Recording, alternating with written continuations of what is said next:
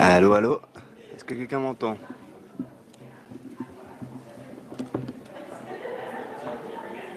Oui, salut. Salut, salut! C'était pour le test, hein, room 26. Tu Tu restes un m'entends? petit peu allumé parce qu'on est en faire du stream, on est en train de faire du stream sur WebEx. J'aimerais Mhm. bien voir si la salle elle apparaît bien. Tu peux laisser ouvert s'il te plaît de ton Oui, oui, côté y a ou pas de je le souci. ferme? Je reste là maintenant. Tu me dis, Tu laisses ouvert, si. je laisse ouvert. Tu me dis si t'as besoin que je parle, hein.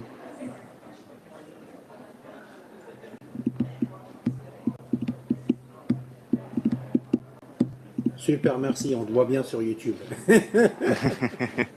Super. Du coup, on Faut que tu m'entend sois aussi le toi le son? dernier à parler, comme ça la salle elle reste bien visible sur le truc. Je te laisse, merci, c'est très gentil. Ok, pas de souci. Alors, je confirme les tests du coup.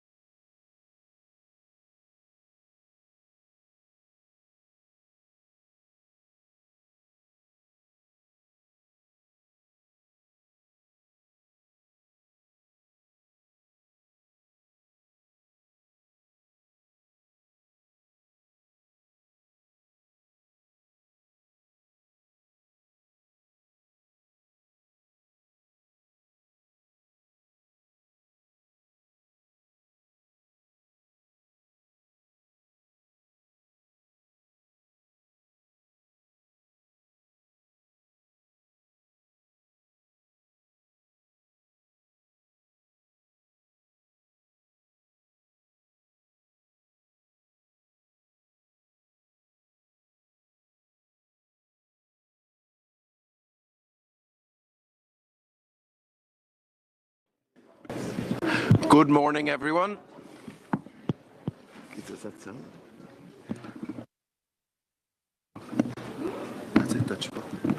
Good morning, everyone. I hope you can hear me.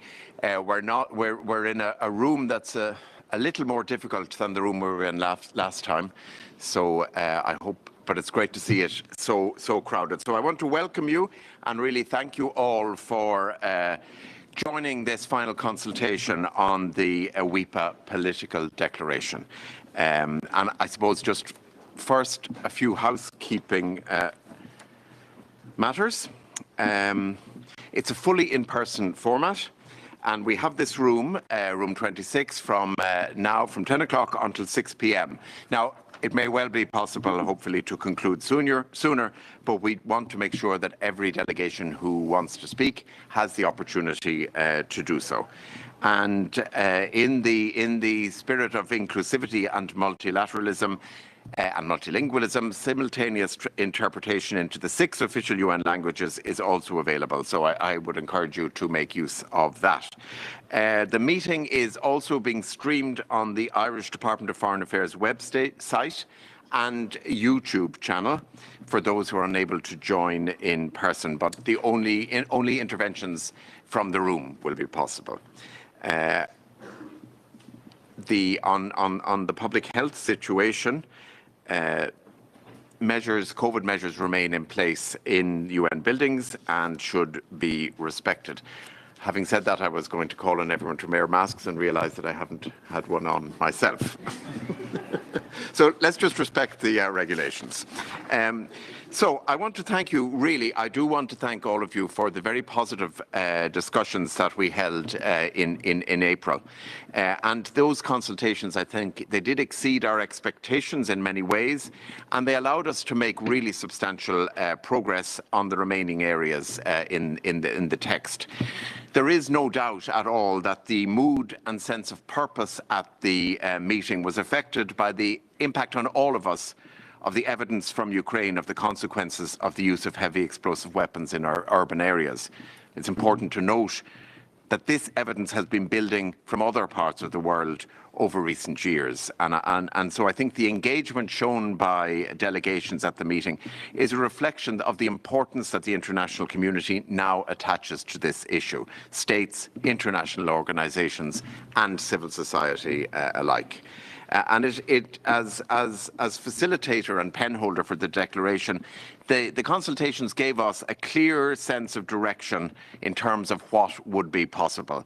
And we heard quite clearly that delegations were keen to move forward on the declaration as soon as possible, with some sense of urgency to address the issues which we have all collectively identified. So that's why we scheduled this discussion for relatively soon after that, and I hope that we can conclude. Your contribution in April and subsequent written submissions and discussions, bilateral consultations, have given us a lot of material and concretely demonstrated that there is now more convergence than divergence on this issue among delegations, and that is quite a collective achievement, I think. So as we set out in the invitation letter and the agenda, the draft declaration that you have before you is the final version of the text representing our best understanding of where the greatest degree of consensus among states lies. I think it's really important to stress that the text should be seen as a whole, as a package that strikes a delicate balance between the interests and views of all delegations that have participated in these consultations over the past 3 years. And our desire, which I think is shared by most of you, if not all of you, is to move now towards the next phase of implementation of the declaration. And in that sense, I would just remind delegations that the text we have circulated, as we said, is no longer open for substantive changes. Today's consultations will not be a negotiation of language or the provisions in the declaration. But we intend to proceed today with a short briefing on the final revised version of the political declaration, and I will set out the main changes that have been made to the text, and I'll highlight the various provisions in each section. It might be a little bit exhaustive, but I think it's important that we do that at this session. And then we'll open the floor for an exchange of views between delegations on the text. Now, I fully appreciate that for all delegations, regardless of where you stand on the issue, the draft represents a compromise. That's the way the way we work, and it's the nature of multilateralism. But I do really hope that the text can be seen overall as a major step, a significant step forward. And so therefore I would ask delegations to not to make suggestions for substantive changes to the text, as it won't be possible to accommodate them during today's consultations. But what we do want to hear from you today are your views on where we have landed with this text, and hopefully a confirmation or positive indication that your delegation can or will support the text as it stands. We also want to hear your national understanding of the various provisions in the text and how you believe we can move forward cooperatively towards implementation. So once the exchange of views on the declaration concludes, I will then brief delegations on the next steps with regard to the signing ceremony for the declaration, and we'll answer any questions that you might have in that regard. So moving now to the text of the declaration, you know that Ireland's objective always has been to have an inclusive and transparent dialogue through which we would collectively reach agreement on a political declaration on explosive weapons. And the text before you is, as we all know, the result of a long process initiated almost 3 years ago and interrupted by COVID.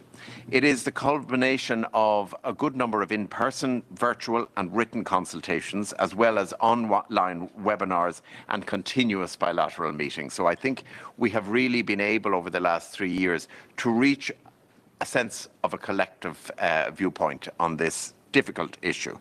The process has not operated in a vacuum, and we are building on the work of others. This work did not start 3 years ago.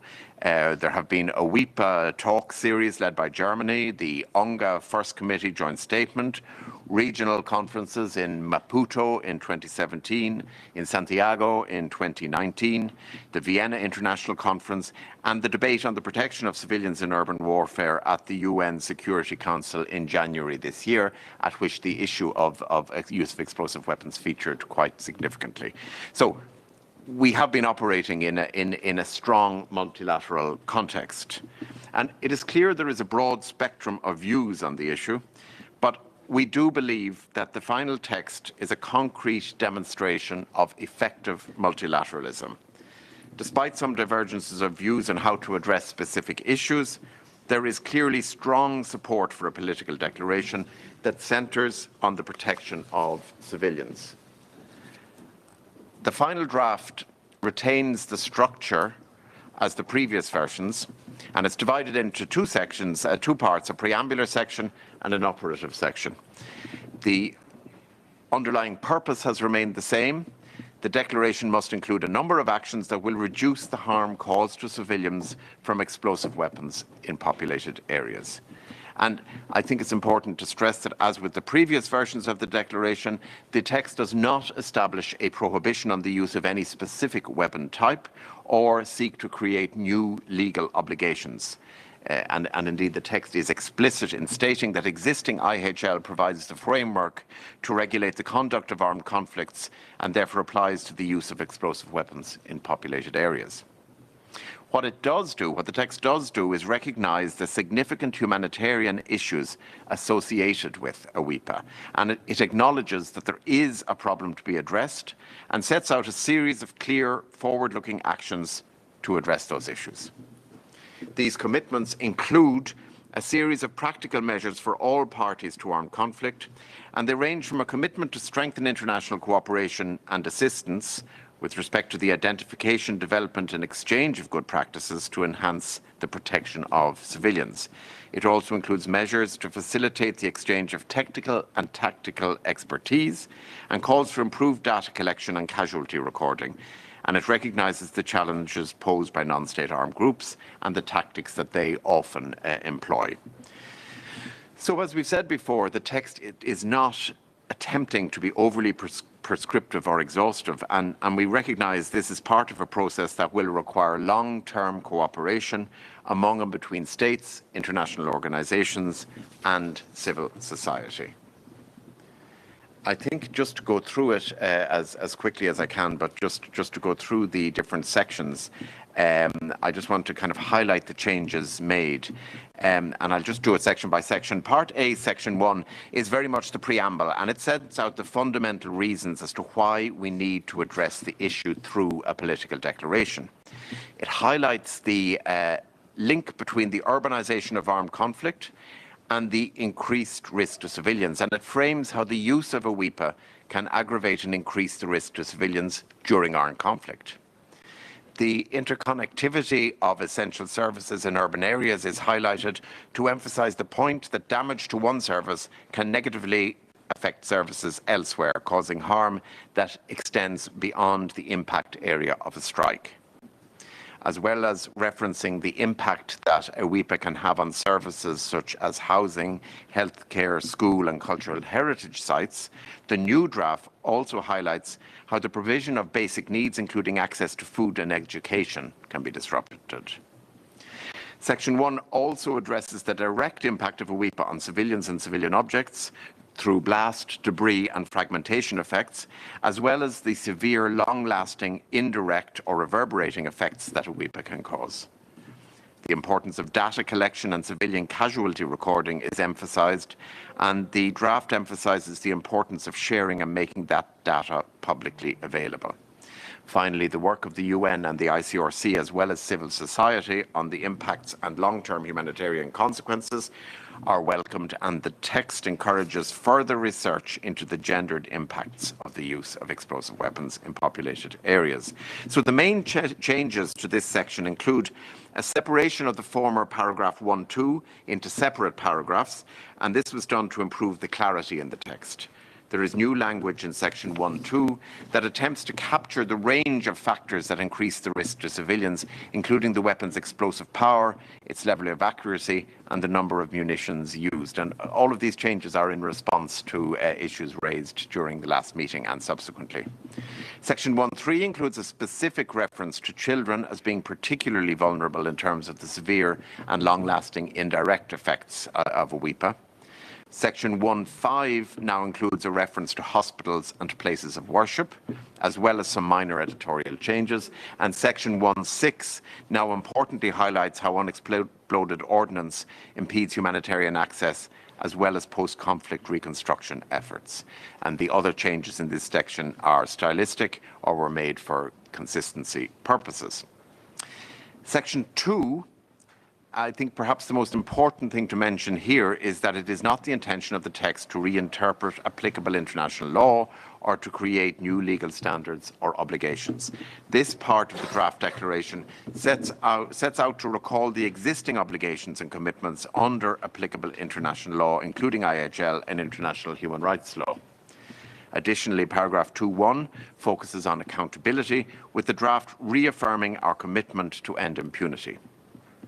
Paragraph 2.2 is particularly important as it explicitly reaffirms that existing international humanitarian law provides the legal framework to regulate the conduct of armed conflicts and is applicable to the use of explosive weapons in all operating environments. Section 2.3 recalls the IHL obligation to distinguish between combatants and civilians, as well as between military objectives and civilian objects, and the prohibitions against indiscriminate and disproportionate attacks, and the obligation to take all feasible precautions. Additionally, the IHL obligation to provide civilians with general protection against dangers arising from military operations is recalled. Section 2.4, which was moved from Section 1.5, focuses on tactics designed to exploit the proximity of civilians. Also the use of IEDs to target civilians, and it highlights the role of non-state armed groups. This section has seen only one minor editorial change. So aside from editorial and consistency changes in this section, I would just highlight two additional elements that have been included. The first relates to the fact that while there is no general prohibition against the use of explosive weapons, any use of explosive weapons must comply with international humanitarian law. And the second is a strong condemnation of any attacks directed against civilians, other protected persons, and civilian objects, including civilian evacuation convoys, as well as indiscriminate shelling and the indiscriminate use of explosive weapons. And these are important additions which we feel bring a lot of added value to the declaration. Section 3, moving to Part B, which is the operative section of the text, I'd like to just introduce the chapeau first, Section 3. The operative part of this text sets out the political commitments in the declaration, and the more operational elements are then described in greater detail in Section 4. The introduction, or chapeau, is intended to establish a clear and active sense of intent. It describes the purpose of the commitments undertaken as being intended to strengthen compliance with and improve the implementation of IHL, and to address the humanitarian consequences arising from the use of explosive weapons in populated areas. On the substantive part of Section 3, paragraphs 3.1 and 3.2 have seen very few changes. These parts include a call for states to implement and, where necessary, review, develop or improve national policies and practices with regard to the protection of civilians in armed conflict. Section 3.3 is one of the paragraphs, if not the paragraph, which has received the most attention. But I think I want to emphasize that it is really important that while it is a significant, very significant element of the declaration, it must be read with the rest of the text, in the context of the rest of the text. And I think that really sets it very clearly. And we've had a lot of discussions on 3.3. As it is currently formulated, it calls for the adoption and implementation of a range of policies and practices to help avoid civilian harm, including by restricting or refraining as appropriate from the use of explosive weapons when their use may be expected to cause harm to civilians or civilian objects. We believe that this paragraph now very delicately balances the broad range of views expressed and ultimately reinforces our shared commitment to implementing in full our obligations under IHL and our shared goal of improving the protection of civilians during armed conflict. The revised paragraph 3.3 includes changes that attempt to capture the views that were expressed by a number of delegations that a one-size-fits-all would not be appropriate to adequately address the issue. At the same time, we believe the text here represents a strong political signal that we, the international community, are determined to address the humanitarian issues that arise from the use of explosive weapons in populated areas. Paragraph 3.5 has very minor amendments, but importantly now includes a commitment to support the provision of risk education. And paragraph 3.6, which reinforces one of the central messages of this text, that all parties to armed conflict must respect and implement IHL. That is unchanged. Finally, Section 4 sets out a number of operational commitments which are intended to underpin the political message of the text with practical actions to drive effective change. Paragraph 4.1 commits states to strengthen international cooperation and assistance among armed forces and other relevant stakeholders with respect to tactical and technical expertise. The revised version adds that this should include the context of partnered military operations. I think this strengthening of international cooperation is intended to help develop and improve good practices in relation to the protection of civilians. Then paragraphs 4.2 and 4.3 operationalize the commitment made in the preamble relating to data collection.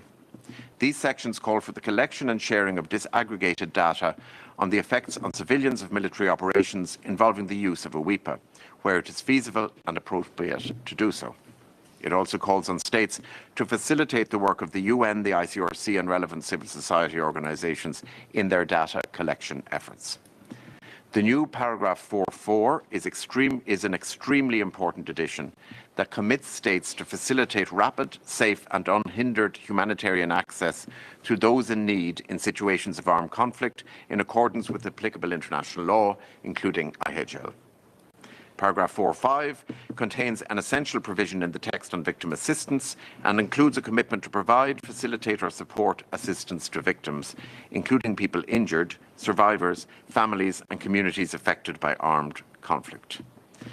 Minor editorial changes have been made here and no change has been made to paragraph 4.6 in relation to facilitating the work of the UN ICRC and civil society in relation to protection of civilians.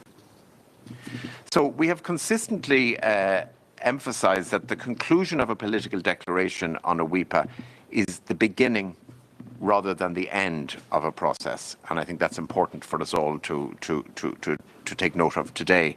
Paragraph 4.6 has been reworked and simplified to give more clarity in terms of the follow-on process. It calls for those states that sign the declaration to meet on a regular basis in a collaborative spirit to review its implementation and identify any additional measures that may need to be taken. The paragraph adds that these meetings could include the exchange and compilation of good policies and practices and an exchange of views on emerging concepts and terminology. This is to allow for a dynamic process that can adjust as necessary in the future. And the right of the UN, ICRC and other international organizations and civil society organizations, their right to participate in these meetings is also included, since their continued work will be instrumental going forward. And we've had a lot of discussion and consultations with you on these follow-on measures and how to capture them in the document in a way that isn't overly prescriptive, but that will give clarity as to how we should move forward. Paragraph 4.6 also now encourages further work, including intergovernmental and military-to-military exchanges, which may help to inform the meetings on this declaration. Finally, then, paragraph 4.7 relates to the promotion of the declaration and its distribution to all relevant stakeholders.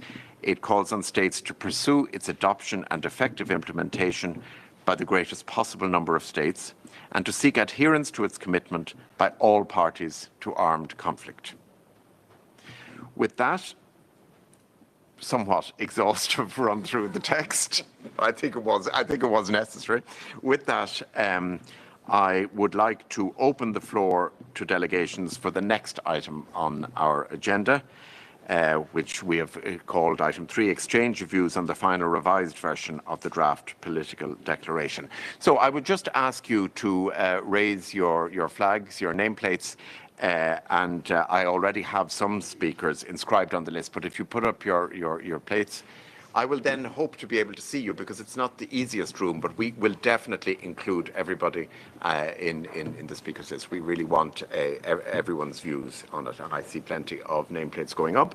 So I think I will open the session now by calling on Norway to speak. Ambassador, you have the floor.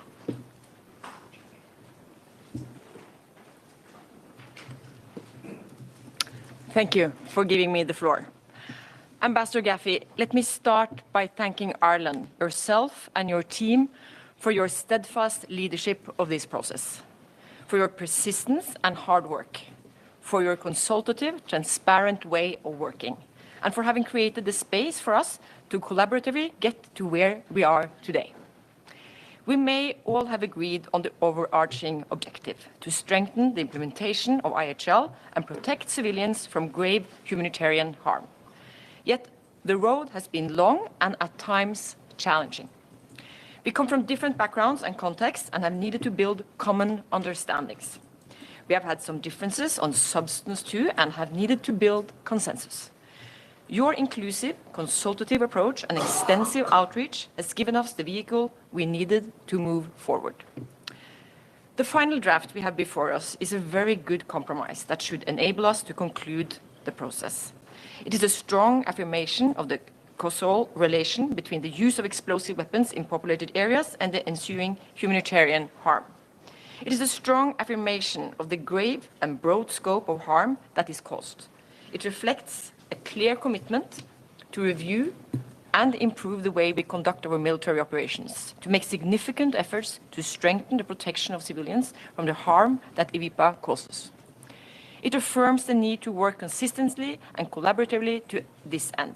OP33 commits us to a high standard. We appreciate the added emphasis on the protection of children and the provision of risk education in this final draft. All in all, it is a strong, ambitious text that will have an impact when we start working on its implementation. Our priority for follow-up will be on finding and implementing practical measures aimed at strengthening the protection of civilians in conflict. Norway also looks forward to close cooperation with civil society in the follow-up of the declaration and will ensure that the engagement between states and civil society remains high. History has made a compelling case for a declaration on EVIPA. The present compels us to move now. The horrors that we daily witness from Russia's brutal warfare in Ukraine is an unacceptable case in point. It is time that we get to work, and frankly, we have no time to lose. Ambassador Gaffey, it gives me great pleasure to confirm that Norway is ready to endorse the declaration as it currently reads. Thank you. Thank you very much. Thank you for that. I'm going to call now on Chile and Mexico. Thank you so much, Ambassador Gaffey. The delegations of Mexico and Chile, thank you, and the delegation of Ireland for its tireless efforts and leadership conducting the WIPA process. You have led an impeccable, inclusive, and transparent process for more than 3 years, keeping the process moving forward through the dire circumstances we had to face due to the restrictions imposed by the pandemic and the overall uncertainty in terms of the continuation of the negotiation. Now that we approach our final round of consultations, allow us to commend you for the respectful way in which you have led the negotiations. Cognizant of the different views, positions, and interests of delegations, we have always felt that our voices have been heard and that they mattered as much as the voice of any other delegation. Thank you.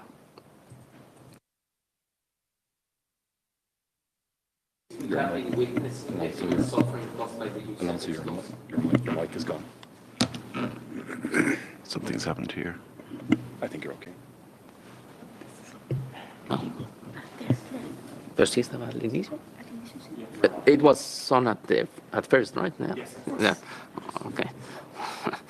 Chairperson, for decades we have been witnessing the human suffering caused by the use of explosive weapons in populated areas.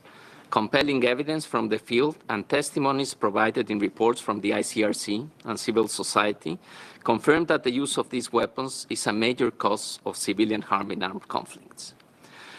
According to the Secretary General's report to the Security Council on Protection of Civilians in Armed Conflict issued last May, and I quote, in 2021, 1,234 incidents involving the use of explosive weapons were recorded in populated areas in 21 states affected by conflict, resulting in 10,184 victims. Of these, an appalling 89% were civilians. Civilians suffered devastating harm both in the immediate aftermath and in the long term. Many surviving victims face lifelong disabilities and grave psychological trauma. The use of explosive weapons damaged or destroyed critical infrastructure with reverberating effects on the essential services such as water, sanitation, electricity, and healthcare, as well as the disruption of food supply chains. End of quote. We see these explosive weapons being used now in towns and cities in Ukraine, and the harm it causes is devastating. Our delegations are not oblivious to the humanitarian catastrophe that is taking place currently in Ukraine due to the aggression by Russia. This is the fact-based evidence that confirms the urgency of advancing policy through an ambitious and forward-looking political declaration that has as its core the human security concerns. We understand that the purpose of the political declaration is for the long haul and throughout all armed conflicts. Chairperson, more than a decade after the Secretary General first raised concern over the humanitarian impact of the use of explosive weapons in populated areas in May 2009, So it's been 13 years. And after the joint appeals by the Secretary General himself and the President of the ICRC, we have come to acknowledge the existence of a humanitarian problem, that the use of explosive weapons in populated areas, particularly those with wide area effects, because of their technical characteristics, underpin a pattern of documented persistent civilian harm. The collective acknowledgement of a humanitarian problem compels us to act. The persistent pattern of harm is not inevitable. For 3 years, we have worked under your leadership to develop an adequate response through a political declaration that provides specific policy and operational recommendations, one that can change behaviors in the field in the short, medium, and long term, and strongly signals to the thousands of victims, women, men, girls, and boys, that the international community is not oblivious to their suffering and loss. The political declaration can serve a higher, dignified purpose of setting stricter standards for future civilian protection. We hope that this higher purpose guides our discussions here today. In this regard, we thank you for the circulation of the final version of the draft political declaration. We are of the view that many sections have improved from the previous iteration. We particularly value that some of our language proposals and/or underlying rationale have been incorporated to this final version of the text. Among the major strong points that can be identified, we highlight the following. 1.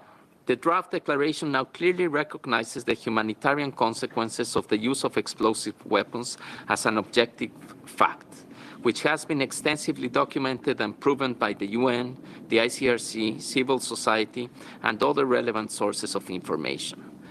This allows us to acknowledge that the use of explosive weapons in populated areas in and of itself presents complex challenges to the protection of civilians, which has to be addressed, thus justifying the need for a political declaration with strong commitments. 2. The reference to explosive weapons with no qualifier in the title and throughout the text is applicable to most of the political commitments being negotiated. In our delegation's views, there were instances in which the more specific reference to what we understood were wide area effects would have merited particular attention, for example, in paragraph 3.3. However, it was clear from previous rounds of negotiations that this terminology was of concern to some delegations. Therefore, we value enormously the new addition in paragraph 1.2, as we do acknowledge that there is an increased risk to civilian populations depending on a range of factors, including the weapon's explosive power, its level of accuracy, and the number of munitions used.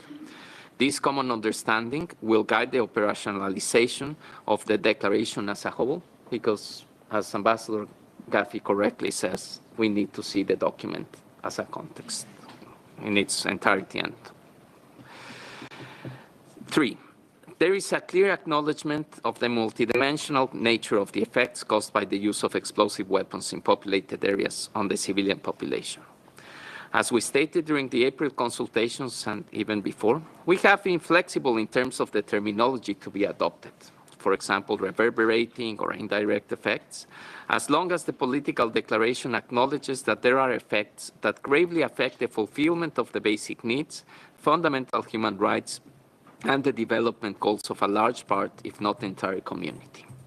We consider that the comprehensive description of the direct and indirect effects throughout paragraphs 1.2 to 1.6 attend our concerns and give ample leeway to affirm the existence of certain type of effects beyond the direct ones, which extend over time and space, potentially affecting entire communities for a period that goes beyond the immediate blast or damage. Please let me now give the floor to my colleague and good friend, Pamela Moraga, from the delegation of Chile. Okay, it's on? Thank you, Alonso Martinez. Regarding paragraph 3.3, as we all know, this is a fundamental paragraph of the declaration, as it refers to its core commitment. Chair, we understand, as you just highlighted, that the drafting you have provided us with in the final version is a compromise and a positive step towards the adoption of an avoidance policy. While it does not reflect the language that we would have preferred, it does establish a concrete political commitment that goes beyond the mere implementation of IHL. In practical terms, as drafted, the paragraph aims at avoiding civilian harm through the adoption and implementation of a range of policies and practices. Among these, a mindful assessment should be made to restrict or refrain the use of explosive weapons, whichever is appropriate according to the concrete circumstances and context, that should lead to influence behaviors in the ground as to which measure and choice of weapon can effectively avoid civilian harm. In our view, following the UN Secretary General, ICRC, OCHA, and civil society, this paragraph should be implemented as a clear-cut commitment to avoid the use of explosive weapons of wide area effects in populated areas. This clear commitment would be a fundamental message to the international community on how to strengthen compliance with IHL during the conduct of hostilities, and would be the commitment that fundamentally and concretely addresses the humanitarian consequences caused by explosive weapons. As we have stated before, the avoidance policy does not imply a prohibition or aims de facto to stigmatize explosive weapons or intends to create new legal obligations, as you yourself have already stated. It is not a prohibition. IHL does not prohibit explosive weapons. IHL aims at protecting civilians against the unacceptable risk of harm to which they are exposed to during the performance of military operations.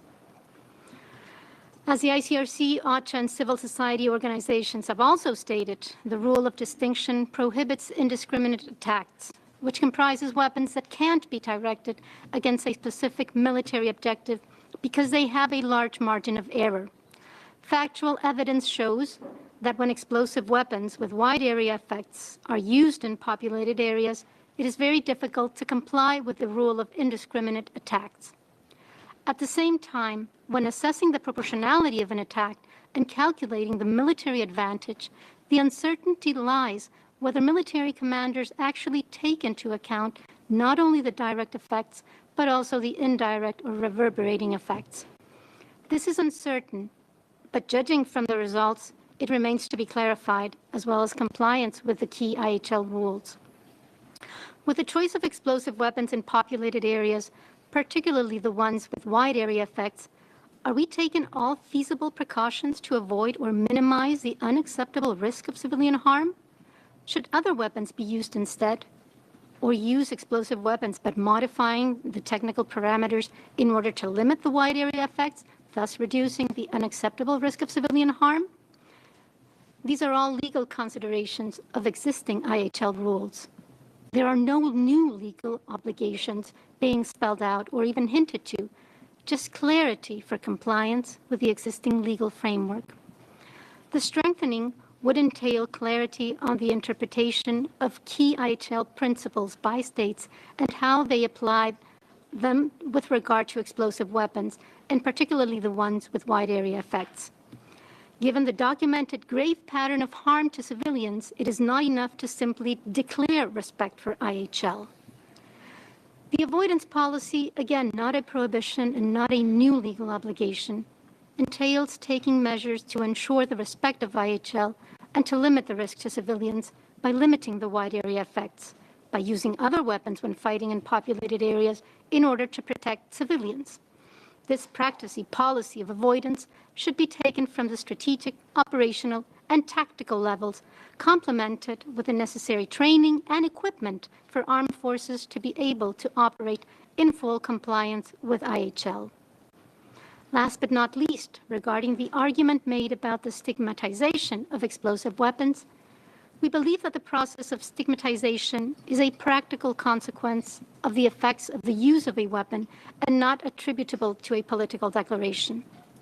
In our views, this declaration aims at highlighting a humanitarian problem and the policy commitments states are willing to undertake to strengthen compliance with IHL and commit to policies that change the reality on the ground. If anything, what should be stigmatized is harmful behavior. Finally, Chairperson, allow us to commend you and your team for the new paragraph 4.7 regarding the follow-up process. Defining an effective follow-up process which operationalizes the political declaration speaks to the legitimacy of the commitments we've undertaken and overall of the political declaration itself. As we stated during the April consultations, we strongly believe that any follow-up process should be conducted in an open, transparent, and inclusive manner involving relevant stakeholders other than states.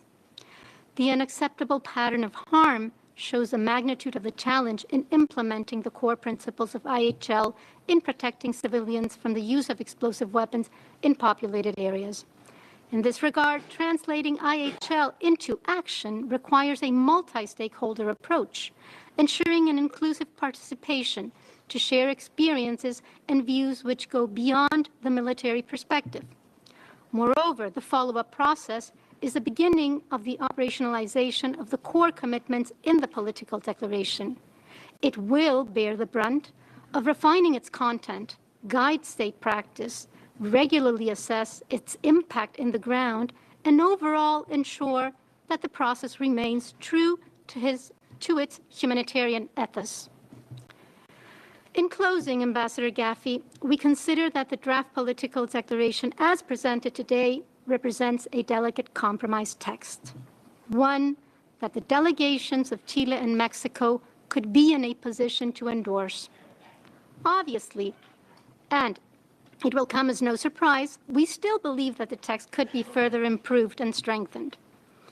If new proposals were to be presented, which dilute what, in our view, are core commitments and undertaken, we would certainly be in a position to provide with language throughout the text to strengthen the political declaration, especially with regard to paragraph 3.3.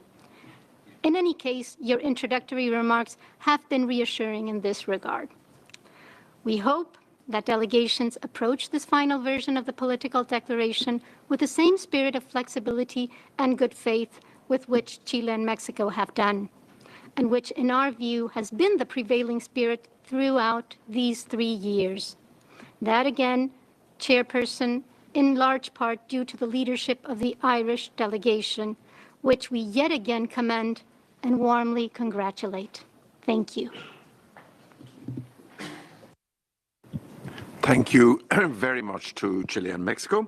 I give the floor next to France, to be followed by ODA.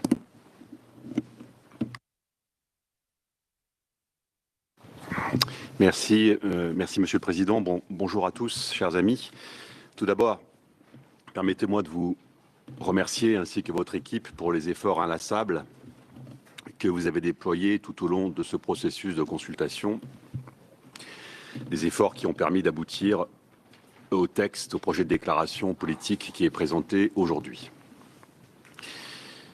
Dès son lancement à Vienne en 2019, la France a participé activement aux discussions afin que la future déclaration politique contribue effectivement au renforcement de la protection des civils. Des bombardements aveugles, des attaques délibérées contre des civils ont malheureusement lieu en ce moment même. Nous voyons chaque jour s'accumuler les conséquences humanitaires et les destructions suscitées par l'agression de l'Ukraine par la Russie et subies par le peuple ukrainien. Elles sont insupportables, en Ukraine comme sur d'autres théâtres de conflit. C'est pourquoi, face aux violations graves du DIH commises dans les conflits armés, ainsi qu'aux conséquences directes et indirectes qu'elles entraînent pour les populations civiles exposées aux hostilités dans les zones peuplées, ce projet de déclaration devait rappeler aux États et aux groupes armés organisés le respect des principes fondamentaux qui régissent la conduite des hostilités. Les attaques dirigées contre la population civile et les bombardements indiscriminés dans les zones où les civils sont présents constituent des violations intolérables du DIH. Ces pratiques illégales doivent être condamnées fermement. Nous nous félicitons que cela soit le cas dans la version finale de ces je l'espère, de ces déclarations politiques. Pour mon pays, ces consultations sont également l'occasion d'œuvrer ensemble en faveur d'une meilleure application du DIH et, à cet égard, d'encourager les États à faire évoluer les procédures et pratiques opérationnelles. Il s'agit d'éviter autant que possible les dommages dans les populations civiles, en particulier lors de l'emploi d'armes explosives dans les zones peuplées. Pour cela, il est indispensable que les États s'engagent à mettre en œuvre des mesures concrètes visant à minimiser les pertes et les dommages civils en tenant en compte la spécificité du milieu urbain et les circonstances propres à l'attaque. Ces mesures peuvent, comme cela est indiqué maintenant au paragraphe 3.3, amener, le cas échéant, le commandement à décider de s'abstenir d'employer des armes explosives dans les zones peuplées dès lors qu'il existe un risque pour les civils ou les biens à caractère civil. Ces consultations, enfin, encouragent le partage de bonnes pratiques permettant de mieux traduire les principes du DIH dans la planification et la conduite des opérations militaires, notamment lorsque l'emploi d'armes explosives en zone urbaine est envisagé. Nous sommes persuadés que le renforcement de la coopération, de la formation, de l'échange de savoir-faire technique et tactique entre les États et les forces armées sont de nature à rendre plus effectif le respect du DIH. Il renforcerait la protection des populations civiles et c'est pourquoi nous nous félicitons que ces échanges soient au cœur du paragraphe 4.7 du projet de déclaration politique. La question de la mise en œuvre et du suivi est déterminante. Comme vous l'avez dit, Monsieur le Président, elle devra faire l'objet de toute notre attention, de tous nos efforts. Monsieur le Président, chers amis, la France soutient pleinement ce projet de texte, ce projet de déclaration politique que vous nous avez transmis. Ce texte nous semble constituer, en l'état, un excellent équilibre et constituera un engagement politique important, qui permettra, nous l'espérons, au plus grand nombre d'États possible d'œuvrer de concert en faveur du respect des règles du principe du DIH. Nous encourageons les délégations à soutenir cette déclaration pour rappeler la primauté du DIH, mais également pour condamner toute attaque visant délibérément les civils. Monsieur le Président, je me permets une note personnelle. Je ne serai pas là cet après-midi, je m'en excuse. Ce sera sans doute ma dernière apparition dans cette enceinte. Je voulais, au nom de ma délégation, vous remercier chaleureusement pour tout ce travail. Je voudrais dire à quel point ma délégation a eu plaisir à travailler avec l'Irlande. C'était un plaisir de tous les jours. Je dois le dire, nous avons parlé beaucoup et oui pas, nous avons parlé rugby aussi à un moment donné, c'était bien. Et je voudrais dire que voilà, cette collaboration a été fructueuse, elle a été féconde et elle prouve à quel point l'Irlande est un grand pays, une grande diplomatie. Et je voulais vous remercier et j'espère de tout cœur qu'il y aura un maximum de pays à Dublin le moment venu pour signer cet important texte. Un grand merci à vous.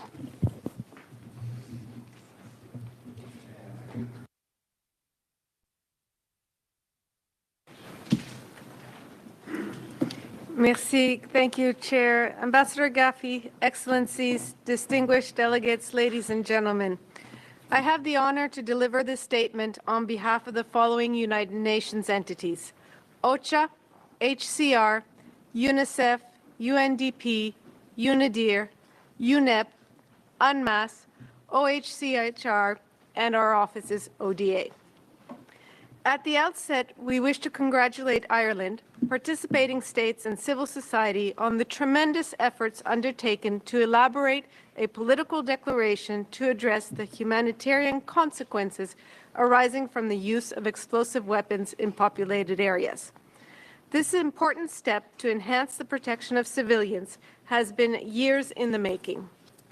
Since 2009, the Secretary General has expressed serious concern over the humanitarian and human rights impacts on the use of explosive weapons in populated areas. The Secretary General has used his annual reports to the Security Council on the protection of civilians in armed conflicts to raise awareness of the humanitarian harm documented across regions, from Afghanistan to Libya to Ukraine and to elsewhere. In light of the high likelihood of indiscriminate effects, including short and long-term consequences for civilian populations, the Secretary-General has repeatedly called on parties to conflicts and member states to avoid using explosive weapons within wide area impact in populated areas. Over the years, momentum around this issue has only grown. The United Nations entities, civil society, and the International Committee of the Red Cross and member states have mobilized around this issue. More focused discussion on this topic led to the 2019 International Conference in Vienna, gathering more than 130 states, United Nations entities, international organizations, and civil society. Support for the elaboration of a political declaration crystallized, including at the regional level with communiques adopted in Maputo and Santiago. Ireland has leveraged this increasing momentum over the last 3 years, leading a transparent and constructive consultative process, all in spite of the challenges posed by the ongoing pandemic. We commend the tremendous efforts by Ireland to reconcile views and build consensus on a meaningful political declaration. Distinguished delegates, ladies and gentlemen, the Secretary-General's position has been consistent and has included a call on parties to conflicts to avoid the use of explosive weapons in populated areas in light of the high likelihood of indiscriminate effects, a call for further actions such as the development of appropriate limitations, common standards, and operational policies in conformity with international humanitarian law, as well as a call for parties to conflict to employ strategies and tactics that take combat outside of populated areas and try to reduce urban fighting altogether. Many of our entities have long advocated for endorsement of the avoidance principle called by the Secretary-General and hope that this is a crucial step towards that end. Nonetheless, we consider that the current text to be an important collective step forward to better protect from increasing urbanization of armed conflict. Various elements of the text are praiseworthy. We welcome the clear reaffirmation of the need to respect international humanitarian law in situations of armed conflicts. We welcome the references to direct and reverberating effects of the use of explosive weapons with wide area effects in populated areas, including on the return of displaced persons and reconstruction efforts. We also welcome the recognition of the impact on the environment and the need to ensure humanitarian access. It is also encouraging to see the recognition of the gendered impact of the use of explosive weapons, as well as their particular impacts on children.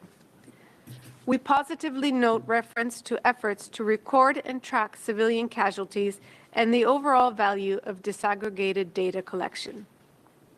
We also welcome the commitment to regularly take stock of the implementation of the declaration and to include the United Nations entities, the International Committee of the Red Cross, and civil society in these discussions. We are hopeful that this declaration will encourage a growing number of member states and parties to conflict to commit to avoid the use of explosive weapons with wide area effects in populated areas, and to adopt policies based on the presumption against such use. From what we see in the field, and based on information and data available to us, we remain convinced that such avoidance policy remains the most effective way to protect civilians. Distinguished delegates, ladies and gentlemen, this declaration will make a difference if it is endorsed widely and its commitments implemented fully and with good faith. You can count on the continued support of the United Nations. Thank you.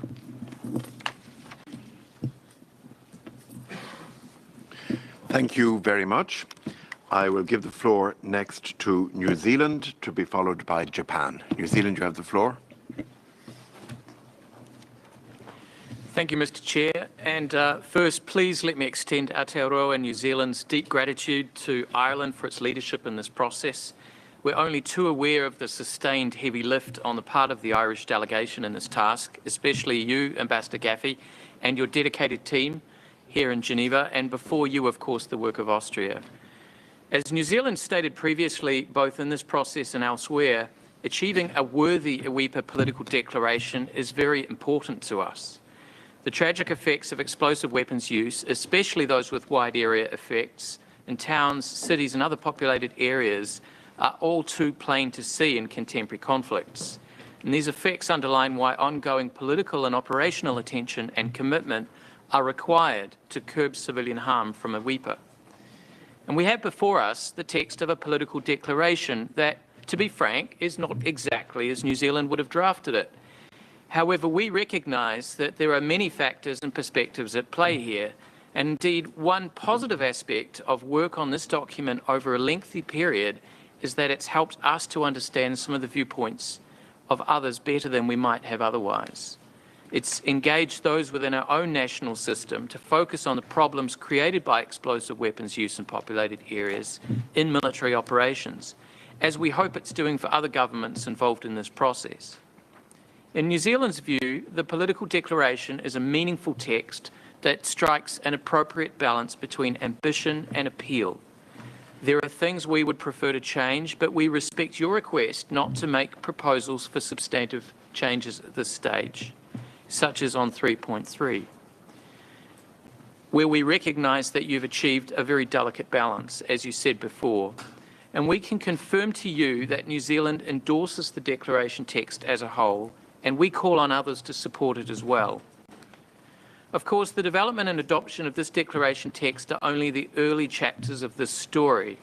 The test of this political declaration will be in the difference it makes to people's lives and well-being in real terms. And in that respect, New Zealand can assure you, Mr. Chair, that we will look to work with others to identify and pursue opportunities to promote the political declaration's wide uptake and implementation, especially in our Indo-Pacific region. Another element critical to this political declaration's implementation is the role of data collection and analysis. Done right, this can give us a sense of its impact over time and better inform operational conversations to limit the effects on civilians of the use of explosive force. Throughout this process, we've heard powerful and affecting testimony from people whose lives, families and communities have been affected by explosive weapons use. Their individual experiences and testimonies are indicative of patterns that we need to monitor and better understand in order to respond most effectively. New Zealand again wishes to acknowledge the important data collection role and conceptual and policy innovation of civil society that informs our understanding of IWIPA. Tribute is due especially to iNews members, the United Nations and the Red Cross movement. Without their research and advocacy over many years, since as early as 2008, by my estimate, when the first IWIPA reports began to appear, and of course IWIPA began to be mentioned in the UN Secretary-General's Protection of Civilians reports the following year, we almost certainly would not be here now in this process 14 years later. The continued engagement of and partnership with these actors should be encouraged once this political declaration is adopted, so as to help inform states toward its implementation in a manner better protecting civilians in conflict. As you yourself noted in your invitation to this consultation, Mr. Chair, it was clear from those consultations and indeed throughout this process that all delegations wish to conclude a strong, civilian-centred declaration that will make a real difference on the ground. Let's capture that general agreement through adoption of this political declaration text, Mr. Chair, and move on with its next phase, its implementation.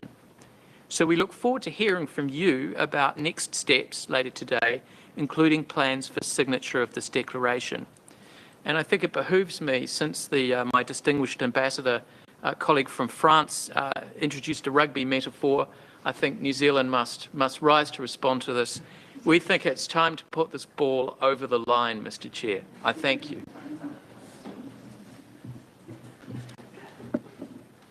Thank you, New Zealand. We appreciate that very much. I'm going to give the floor now to Japan, to be followed by Finland.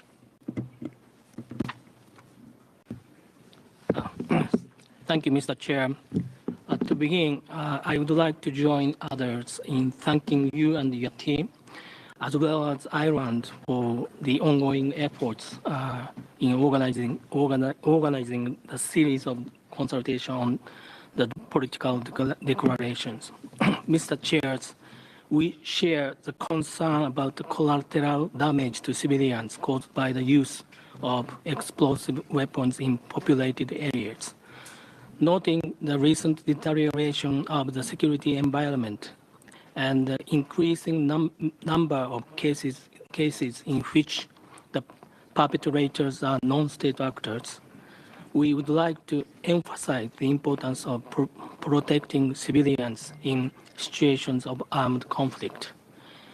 International humanitarian law is a robust framework that disciplines, among other things, the protection of victims of armed conflict in order to limit the damage of conflict and protect those affected by it.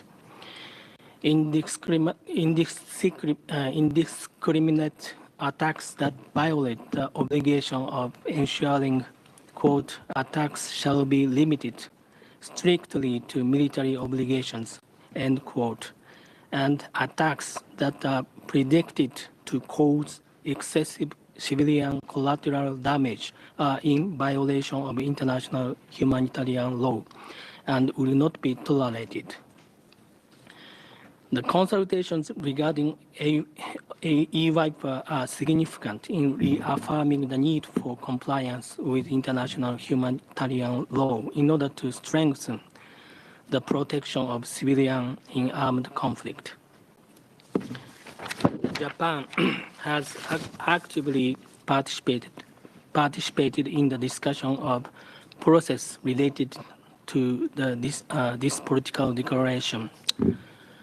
This discussion has involved difficult issues as it reaffirms the need for compliance with international humanitarian law, while also considering the basic concept of international humanitarian law, namely the pursuit of a balance between military necessity and humanitarian considerations. On the other hand, the final draft of the political declaration points out that use of explosive weapons is not itself subject to prohibition, while confirming the obligation under international humanitarian law and stating the importance of compliance with such obligations. And we believe that the content is well balanced. Mr. Chair, Japan appreciates that the draft political declaration contributes to the objective of confirming and strengthening the importance of civilian protection and harm reduction and the efforts necessary to this end, through the measures to strengthen the application of existing norms and obligations under international humanitarian law. Japan accordingly supports the draft political declaration. Mr. Chair, it is important for Japan that the draft political declaration garners the support of many countries, including major nations, and we hope that this will be endorsed at today's meeting in such manner.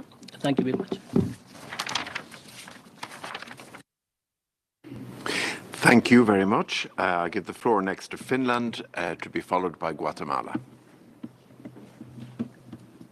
Chair, Ambassador, Finland wishes to commend the Chair for bringing the consultations to a successful outcome and for steering the process in a very inclusive and determined manner under rather challenging circumstances. We give our strong support to the political declaration, which indeed strengthens the protection of civilians, and we welcome the final version that is in front of us today.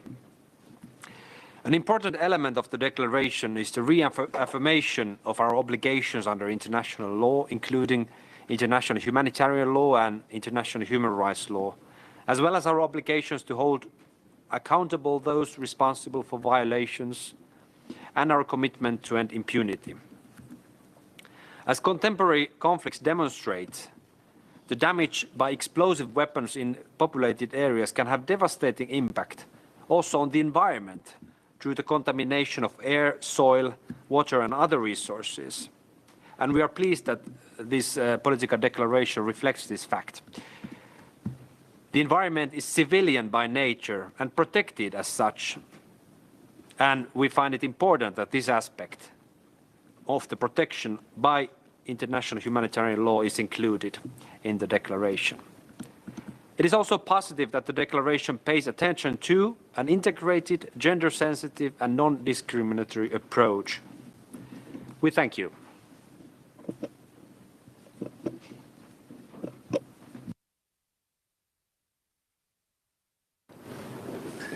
Thank you very much. Finland, I'm going to give the floor next to Guatemala, to be followed by Switzerland. Thank you, Mr. Chair. Voy a aprovechar la amabilidad de proveer interpretación e intervenir en español. La delegación de Guatemala lo felicita por sus esfuerzos y liderazgo mostrados durante la negociación del proyecto de declaración política para atender el daño humanitario causado por el uso de armas explosivas en áreas pobladas.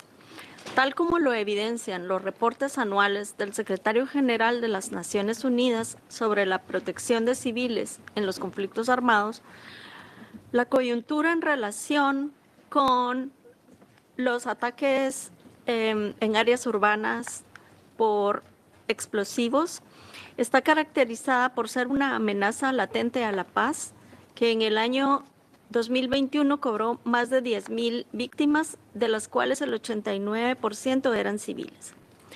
Sobre el contenido del proyecto, el mismo refleja elementos compartidos por Guatemala, principalmente la urbanización de la guerra y el rápido desarrollo de las tecnologías para fabricación de armas son causas principales del daño a los civiles en los conflictos armados actuales, especialmente cuando los efectos de las mismas son de alto alcance, cuyo diseño es para campos de batalla abiertos y no para zonas urbanas. Guatemala comparte la preocupación de la comunidad internacional sobre los riesgos, los daños de corto o largo plazo, que sean directos o indirectos, personales o materiales, que derivan de la guerra en contextos urbanos, incluyendo la destrucción de infraestructura crítica que prolonga el sufrimiento. Este es un asunto urgente que obliga a la comunidad internacional a adoptar medidas para generar un marco de protección y seguridad de las personas que sufren las consecuencias del uso de estas armas. Su uso causa muertes, lesiones y traumatismos, daña y destruye infraestructura esencial y servicios críticos, deja restos de explosivos de guerra que representan una amenaza a largo plazo, perturba la convivencia social, las actividades económicas y afecta la seguridad humana en general. Además, Guatemala reitera su firme apoyo a la protección de las instalaciones y trabajadores médicos, así como la protección contra los ataques a la educación, que incluye la violencia contra las instituciones educativas, los estudiantes y el personal educativo. Los ataques y las amenazas de ataques pueden causar daños graves y duraderos a las personas y las sociedades. Hacemos hincapié en que la educación puede ayudar a proteger a los niños y jóvenes de la muerte, las lesiones y la explotación. Puede aliviar el impacto psicológico del conflicto armado al ofrecer una sensación de normalidad y estabilidad y proporcionar enlaces a otros servicios vitales. Sumado a lo anterior, reafirmamos que la protección de los civiles durante los conflictos armados es una obligación derivada del cumplimiento del derecho internacional humanitario y de los derechos humanos en todas las circunstancias durante un conflicto armado, sin importar los medios ni el lugar donde se desarrollan las hostilidades.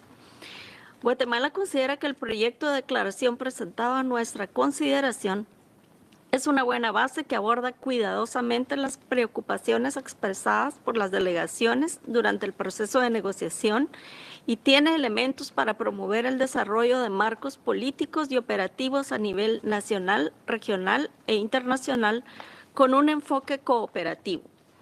Con eso en mente, encomiamos los esfuerzos del proceso de elaboración de la declaración y seguiremos comprometidos con esta iniciativa por lograr una declaración basada en el consenso sobre este importante tema de naturaleza humanitaria. Gracias, señor presidente. Thank you very much. Thank you. I'm going to give the floor now to Switzerland, to be followed by Austria. Switzerland, you have the floor.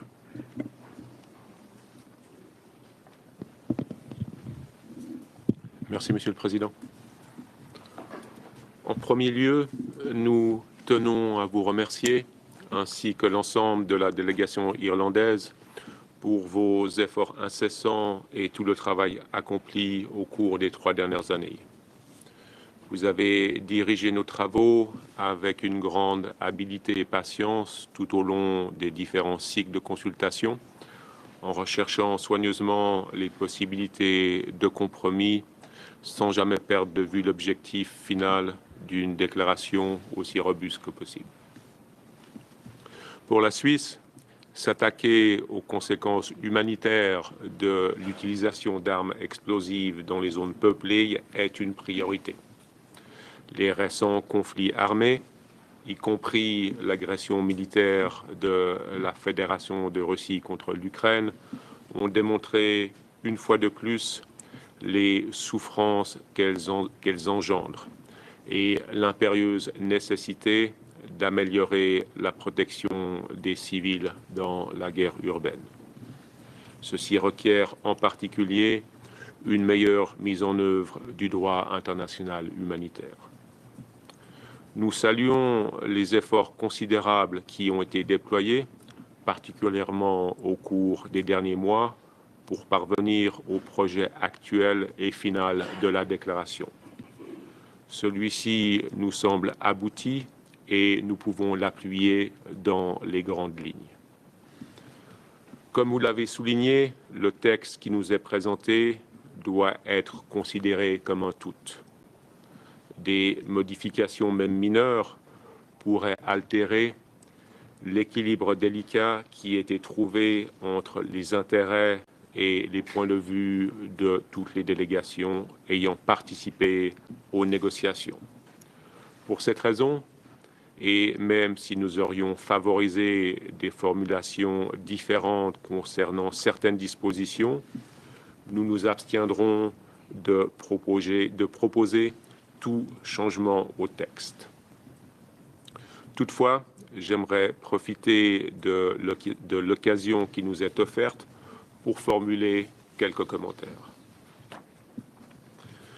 Tout d'abord, nous saluons certains changements apportés au texte par rapport à sa version antérieure, à savoir le projet révisé 2.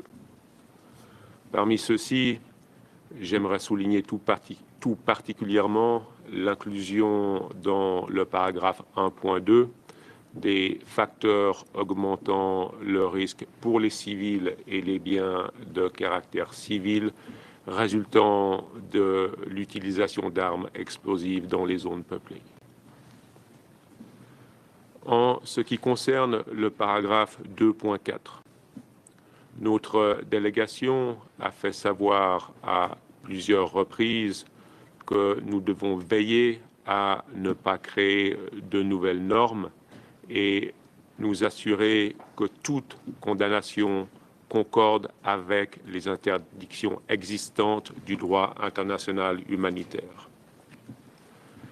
La déclaration condamne, et je cite, les tactiques visant à exploiter dans des zones peuplées la proximité de civils ou de biens de caractère civil pour des objectifs militaires. Bien que ces tactiques puissent rendre plus difficile le respect du DIH et mettre les civils en danger, nous comprenons cette condamnation comme se référant aux tactiques visant à exploiter illégalement la proximité de civils ou d'objets civils par rapport à des objectifs militaires dans des zones peuplées, comme par exemple l'utilisation de boucliers humains.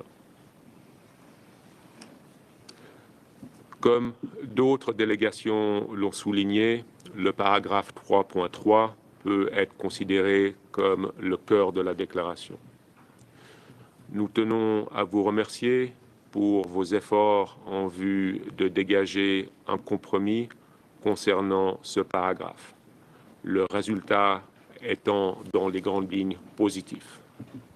Pour notre part, nous aurions pu soutenir une version comprenant des engagements plus forts et aurions été en mesure d'endosser la version antérieure du paragraphe. Cependant, nous appuyons la formulation actuelle, surtout si elle contribue à ce que la déclaration puisse recueillir un large soutien, y compris de la part d'États ayant des engagements opérationnels militaires conséquents. Ce n'est que de cette manière que la déclaration et son mécanisme de suivi pourront faire une différence concrète sur le terrain. Nous espérons toutefois que ce paragraphe sera mis en œuvre de manière conséquente, en pleine adéquation avec l'esprit de la déclaration et les obligations pertinentes du droit international humanitaire. En particulier, les opérations militaires doivent être conduites en veillant constamment à épargner les personnes civiles et les biens de caractère civil. Cette considération m'amène directement à mon prochain et dernier point concernant le texte. S'il est vrai qu'un long processus s'achève avec les consultations de ce jour, nos efforts ne font en réalité que commencer. La finalisation de la déclaration ne constitue que l'entame d'un processus encore plus important. Le texte que nous avons si soigneusement rédigé et révisé au cours des 3 dernières années devra maintenant être mis en œuvre. À cet égard, nous nous félicitons des changements apportés au paragraphe 4.7, lequel, à notre avis, est devenu plus clair. Monsieur le Président, suite aux ultimes consultations de ce jour et à la circulation du projet final de la déclaration, la Suisse lancera un processus interne afin de prendre une rapide décision concernant une possible signature de la déclaration. Au regard de sa teneur, nous avons bon espoir de pouvoir nous joindre à vous lorsque la déclaration sera formellement ouverte à signature. Pour l'heure, nous tenons à vous remercier une fois encore pour la compétence avec laquelle vous avez dirigé l'élaboration de cette déclaration politique et nous nous engageons à poursuivre nos efforts et notre collaboration en vue d'améliorer la protection des civils dans le contexte de l'utilisation d'armes explosives dans les zones peuplées. Je vous remercie, Monsieur le Président. Merci beaucoup. I give the floor now to Austria, and that to be followed by the ICRC. Austria, you have the floor, Ambassador. Thank you, Mr. Chairman. At the outset, Austria would like to commend Ireland, you and your team, for presenting the now final draft of the draft political declaration on strengthening the protection of civilians from the humanitarian consequences arising from the use of explosive weapons in populated areas. You did a tremendous job in steering us in a transparent and inclusive manner through this 2.5-year process. Mr. Chairman, let me take you on a brief journey and say a few words on the past, the present and the future. In October 2019, more than 500 delegates from all regions met at the Vienna Conference on the Protection of Civilians in Urban Warfare. Already this conference was the culmination of more than a decade of calls to address the issue based on empirical evidence from the United Nations, the International Committee of the Red Cross, civil society organizations, and an increasing number of member states. Back in 2019, it was stated by many delegations that this process should not be an academic debate on international law, but a serious commitment towards a tool to preventing human suffering. Unfortunately, looking at the pictures of recent conflicts in cities, the global state of the protection of civilians remains grim. In Afghanistan, the DRC, Ethiopia, Mali, Syria, Yemen, and many other places, civilians, women, men, and children are being targeted. Civilian infrastructure is targeted, not just by negligence, all too often clearly intentionally. A case in point is Russia's illegal war in Ukraine, where shelling of civilians and civil infrastructure occurs on a daily basis in clear violation of IHL, but also in violation of Security Council resolutions regarding the protection of civilians. This needs to stop in Ukraine, but also in other parts of the world. The humanitarian and security impact of IWIPA concerns us all, and the effects of armed conflict are ultimately borne by all. The evidence is clear. About 90% of the victims of IWIPA are civilians, and these 90% are direct victims. But the numbers do not even reflect the indirect harm and reverberating effects of explosive weapons in populated area. The short, medium, and long-term impact of these reverberating effects only increase the suffering of civilians in armed conflict. The ICRC is not only the guardian of IHL, but also first and often last impartial actor present during armed conflict, delivering humanitarian assistance, but also documenting the harm occurred. Looking at the facts, the ICRC has made efforts to curb the harm caused by IWIPA, one of its long-standing priorities, and Austria has been sharing this appeal for urgent action for nearly a decade. Mr. Chairman, this brings us to the present.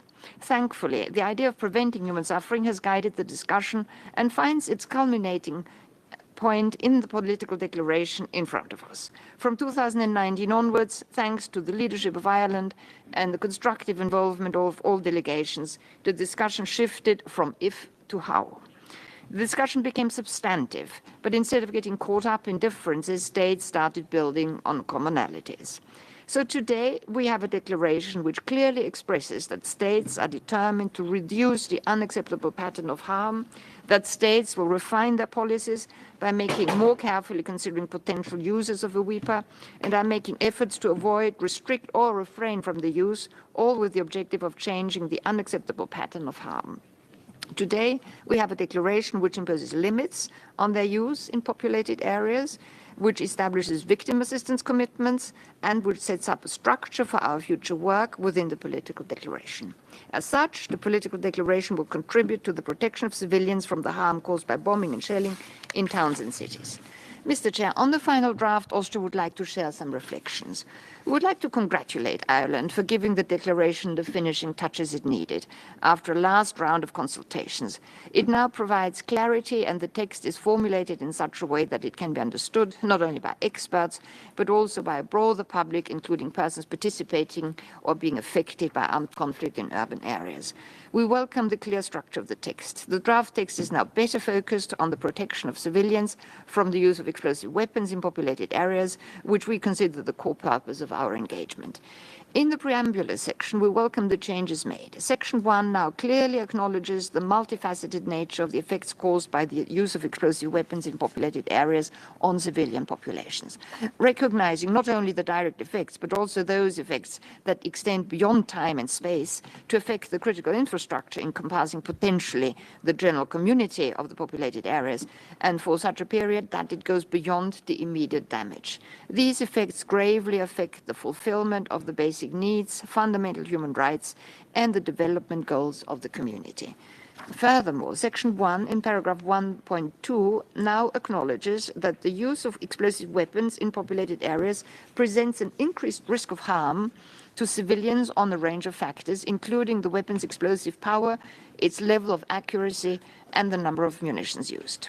Regarding the operative section, Austria welcomes that the final declaration proposes language going beyond a simple reaffirmation of the needs for states to abide by existing international law. In paragraph 3.3, it includes the commitment to ensure that armed forces adopt and implement a range of policies and practices to avoid civilian harm by restricting or refraining as appropriate from the use of explosive weapons in populated areas when their use may be expected to cause harm to civilians or civilian objects. And in paragraph 3.4, armed forces commit to take into account the direct and indirect effects on civilians and civilian objects, which can reasonably be foreseen in the planning of military operations and the execution of attacks in populated areas. Mr. Chairman, based on these commitments, we have to look ahead. Like in the case of previous political declarations, we hope that this declaration can also succeed in achieving more respect for international humanitarian law and in improving the situation on the ground. The adoption of the declaration is the kick-off of an implementation process. During this process, we need to identify relevant additional measures that may need to be taken to strengthen adherence to its provisions. Austria welcomes the collaborative and inclusive setup of the follow-up process. I can assure you, Mr. Chairman, that we stand ready to implement these implementation measures so as to enhance the practical impact of our declaration. To conclude, Austria encourages all states to adopt the declaration on strengthening the protection of civilians from the humanitarian consequences arising from the use of explosive weapons in populated areas at the political level, and finally start working on its implementation. As the adoption of the declaration only presents a halfway point on our journey, we also encourage states to stay committed to the shared goal of reducing civilian harm and to participate actively in the implementation process to come. Austria will continue to play an active role as a staunch supporter of the process. In this spirit, let us all continue to work together to succeed in achieving more respect for international humanitarian law and in improving the situation on the ground by making cities in conflict a safer place for civilians and by preventing human suffering. Thank you very much. Thank you very much, and I really want to acknowledge the contribution that Austria has made, not just throughout this process, but for years beforehand. So thank you very much. Thank you. I'm going to give the floor now to the ICRC, to be followed by Sweden. ICRC, you have the floor. Thank you, Mr. Chair. Excellencies, ladies and gentlemen, the ICRC is very pleased to see this hugely important process conclude today with a text that we can all be proud of. The devastating civilian harm caused by the use of heavy explosive weapons in urban areas is one of the greatest humanitarian concerns in today's armed conflict. Much of this harm depends on human decisions: choice of weapons, choice of tactic, choice of fighting ground, choice of applicable policy, procedures, and regulations. These choices must change drastically if we are to see an improvement for the lives of the countless civilians affected by urban warfare. As the International Committee of the Red Cross have said time and again, urgent action is needed to better protect civilians and to ensure respect for international humanitarian law when fighting takes place in urban and other populated areas. Critically, as we have done since more than a decade, as we continue doing today and will continue tomorrow, we call on all states and all parties to armed conflict, including non-state armed groups, to avoid the use of explosive weapons with a wide impact area in populated area due to the significant likelihood of indiscriminate effects.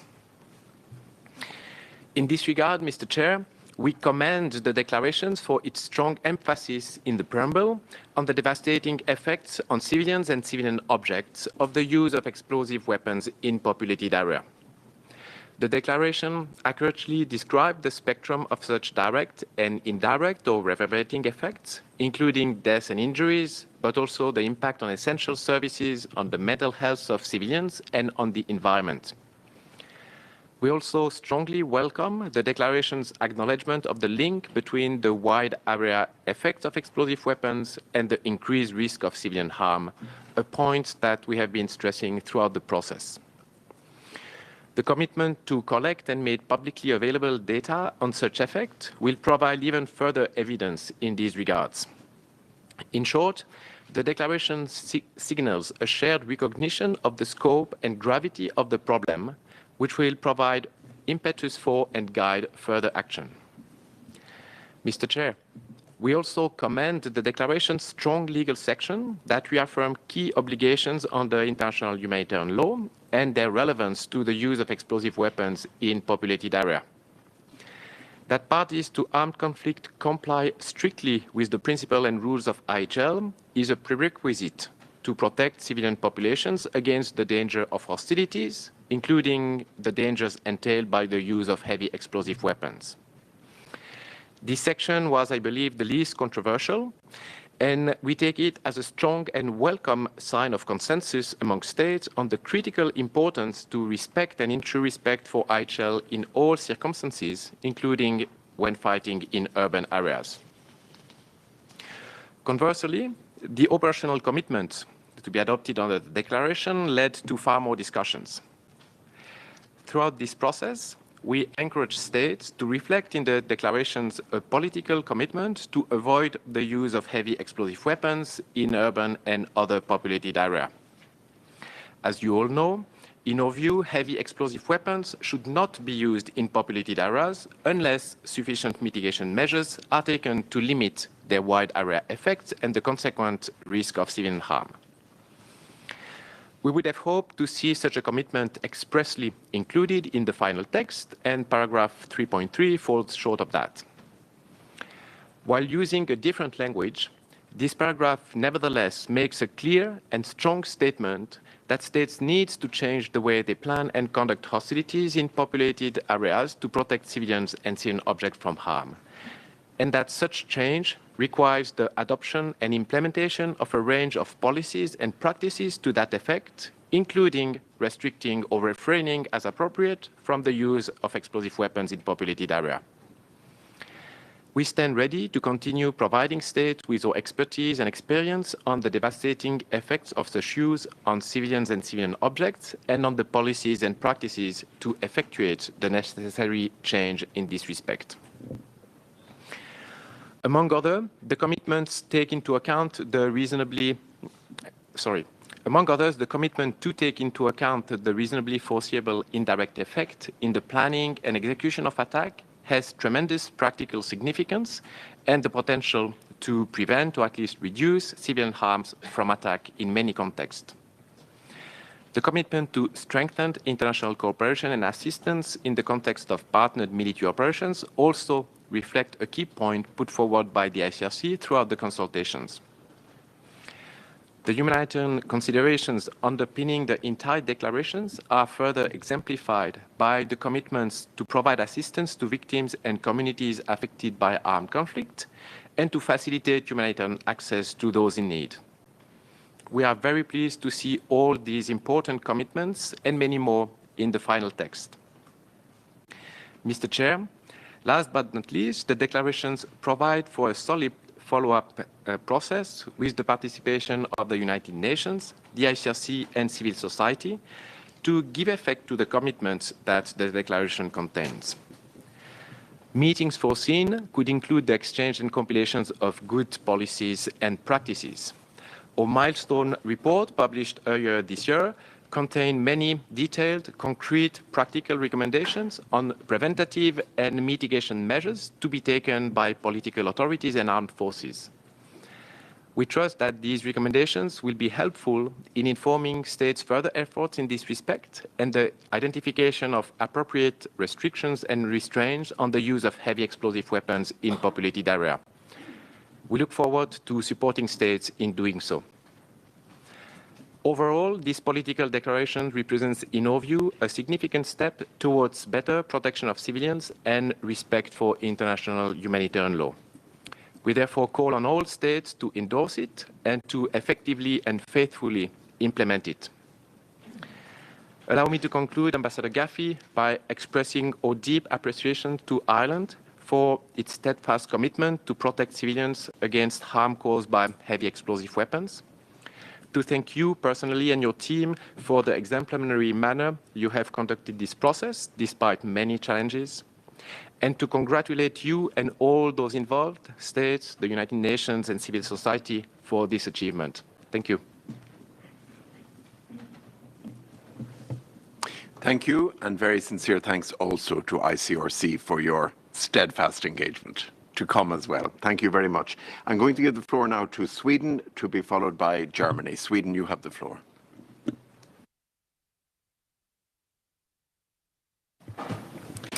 Thank you, Ambassador Gaffey. My delegation would like to join previous speakers in thanking you and your team for all your efforts in finding a text where everyone hopefully feels that their view has been taken into account, at least to the most possible extent. We realize that it cannot have been an easy task, but we think that in the end, you and your team have managed to find a good balance between the different views that have been presented during the past 3 years, while still maintaining a declaration with a strong message regarding the protection of civilians from the humanitarian consequences arising from the use of a WIPA. This is why Sweden can support the declaration in its current version. I thank you, Ambassador. Thank you very much. I give the floor now to Germany, to be followed by Ainu. Germany, you have the floor. Thank you very much, Mr. Chairman. Germany would like to thank the Republic of Ireland not only for convening this session today, but for your immense efforts and engagement over the last years. You and your team have steered the process through the difficult and unexpected troubled waters of a global pandemic in a very professional, very inclusive, and really exemplary way. Thank you very much for that. Germany has underlined throughout this entire process its grave concern about the impact on civilians that arises from the use of explosive weapons in populated areas.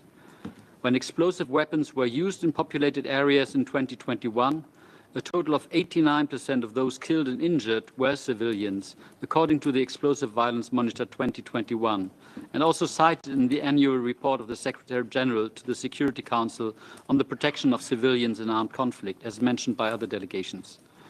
The devastating consequences of explosive ordnance in populated areas are often still felt weeks, months, and even years after the end of a conflict.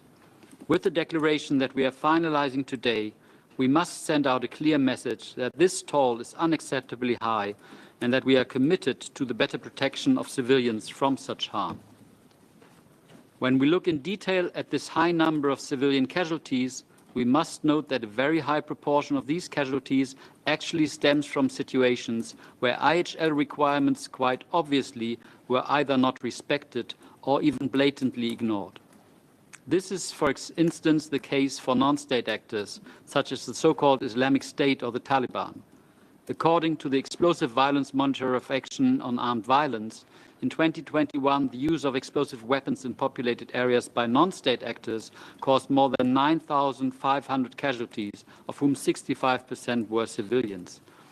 While recognizing states' responsibility to protect civilians, we consider it important that the declaration adequately reflects the role and responsibilities of non-state actors too. The changes to the text that reflect this responsibility therefore have our full support. We have also witnessed unacceptable behavior by state actors in recent conflicts. Russia's war of aggression against Ukraine is yet another example in which flagrant violations of the regulations under IHL that are supposed to assure the protection of civilians are committed on a widespread scale, including direct attacks on civilians and civilian objects.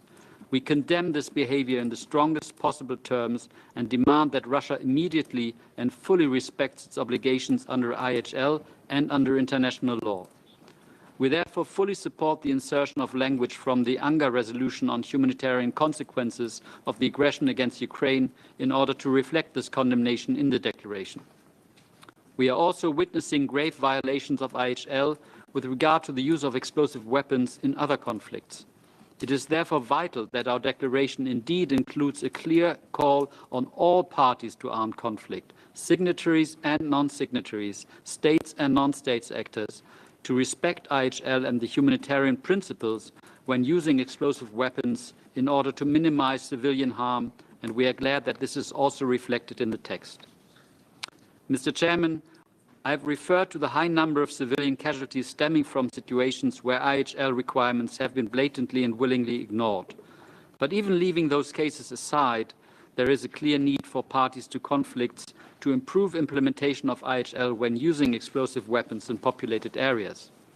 Many states and their armed forces are therefore already implementing policies and practices designed to avoid and in any event minimize civilian harm. There are various national and international handbooks on the matter, such as NATO's The Protection of Civilians Allied Command Operations Handbook.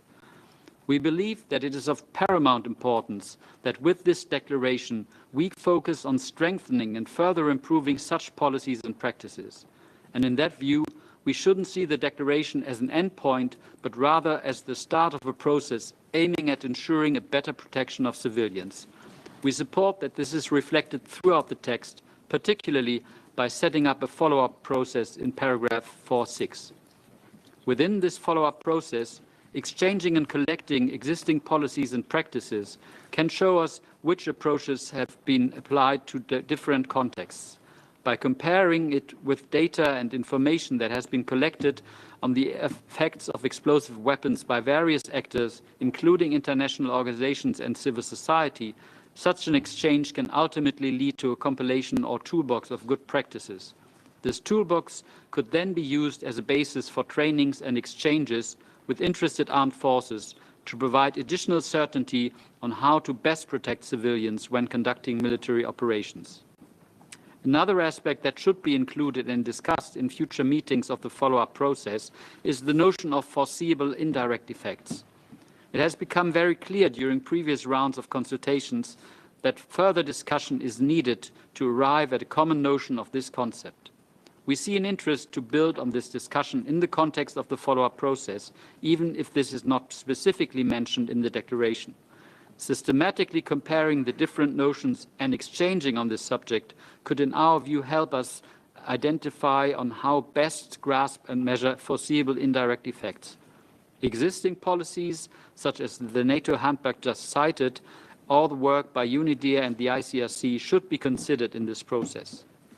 Mr. Chairman, to sum it up, we consider that the final text of the political declaration fulfills the criteria that we stated as particularly important for us. The declaration will be a strong signal of commitment for a better protection of civilians from explosive weapons and will pave the way for tangible improvements on the ground. We will therefore strongly recommend signing this declaration to our hierarchy. Striking a balance between the perspectives of various actors that have been involved in these negotiations and consultations certainly has not been an easy endeavor. But through your tireless efforts of you and your team, Mr. Chairman, and the constructive search for convergence by all parties involved, we ultimately succeeded with this final version of the text. We therefore hope that this declaration will be supported by the largest possible number of states. I thank you. Thank you very much to Germany, and I give the floor now to Ainu, to be followed by Brazil. Ainu, you have the floor. Thank you, Ambassador. Dear colleagues, we're really pleased to be here today on this milestone occasion and to see so many other states and organisations here too. This is testament to your leadership of this process, for which we thank the Government of Ireland, and we express our sincere appreciation to you, Ambassador Gaffey and Jamie Walsh, and the rest of the small but dedicated team in Geneva, as well as your colleagues in Dublin, who have driven forward this work so productively and in such a constructive and inclusive spirit. Your leadership has been fundamental to this initiative and in enabling us to reach this critical stage in the process where we now have a political declaration that provides a solid basis for action to strengthen the protection of civilians from the use of explosive weapons in populated areas.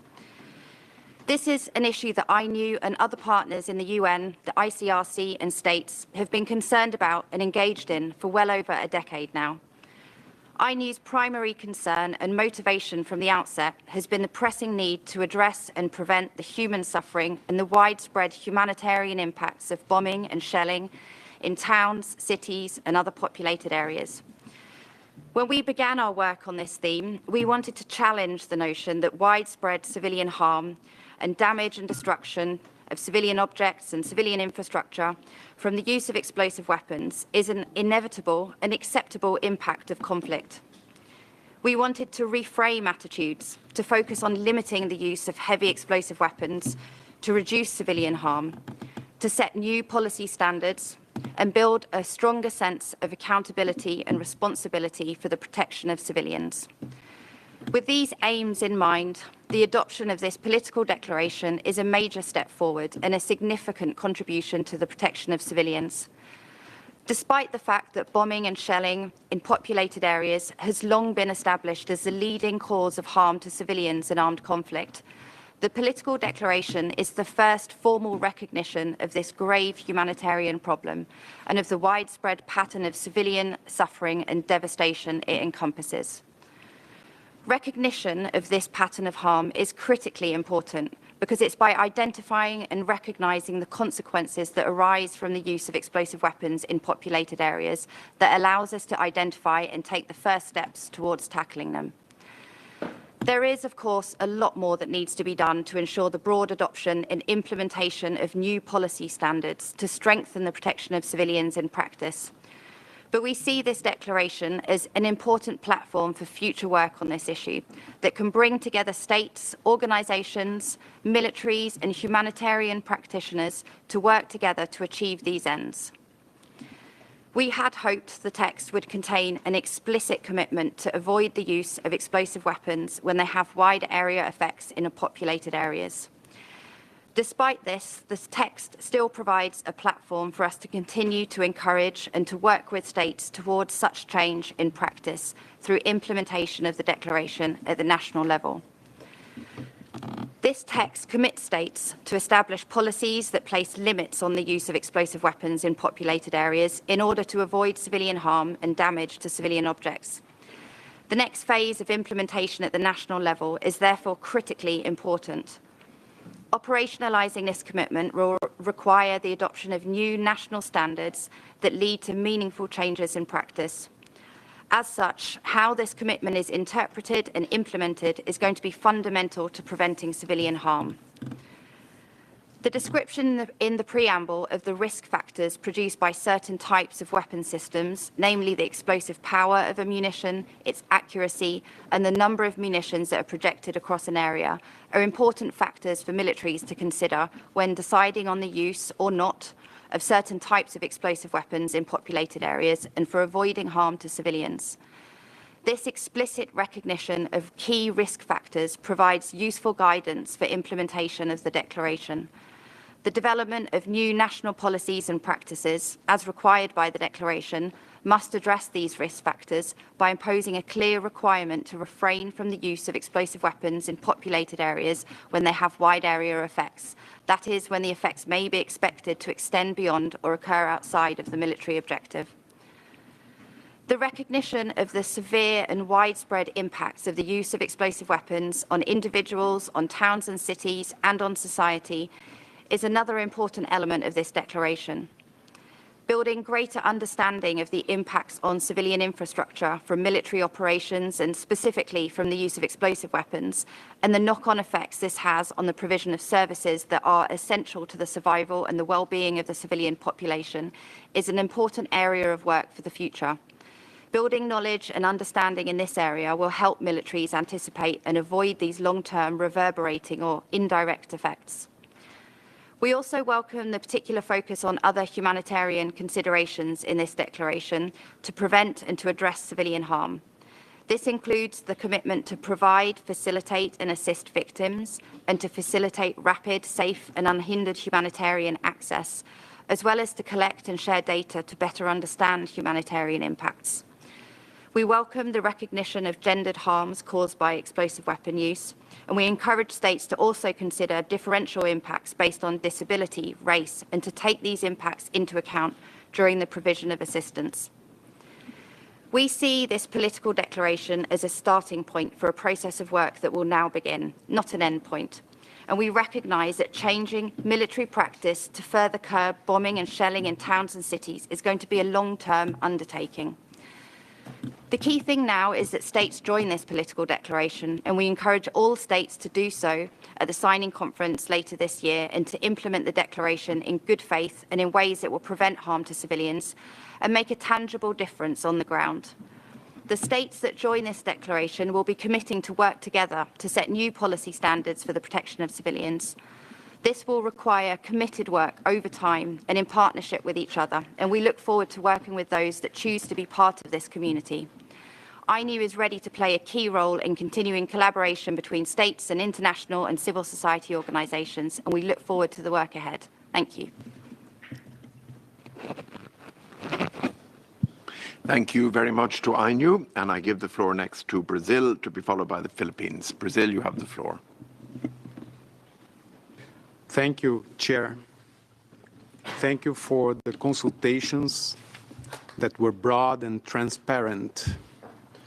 Brazil believes that we achieved a balanced text in order to reduce risks associated with the use of explosive weapons in populated areas.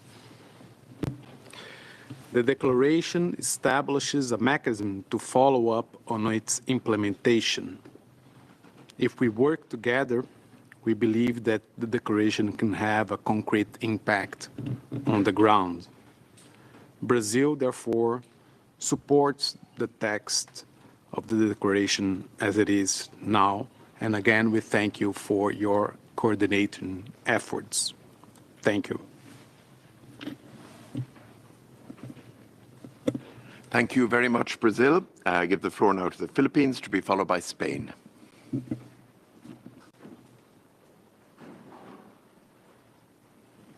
Mr. Chair, is the mic open? Yep. Mr. Chair, the Philippines congratulates Ireland and you personally for the excellent stewardship of our work towards the adoption of a political declaration that will demonstrate our common commitment to address humanitarian harms arising from explosive weapons in populated areas.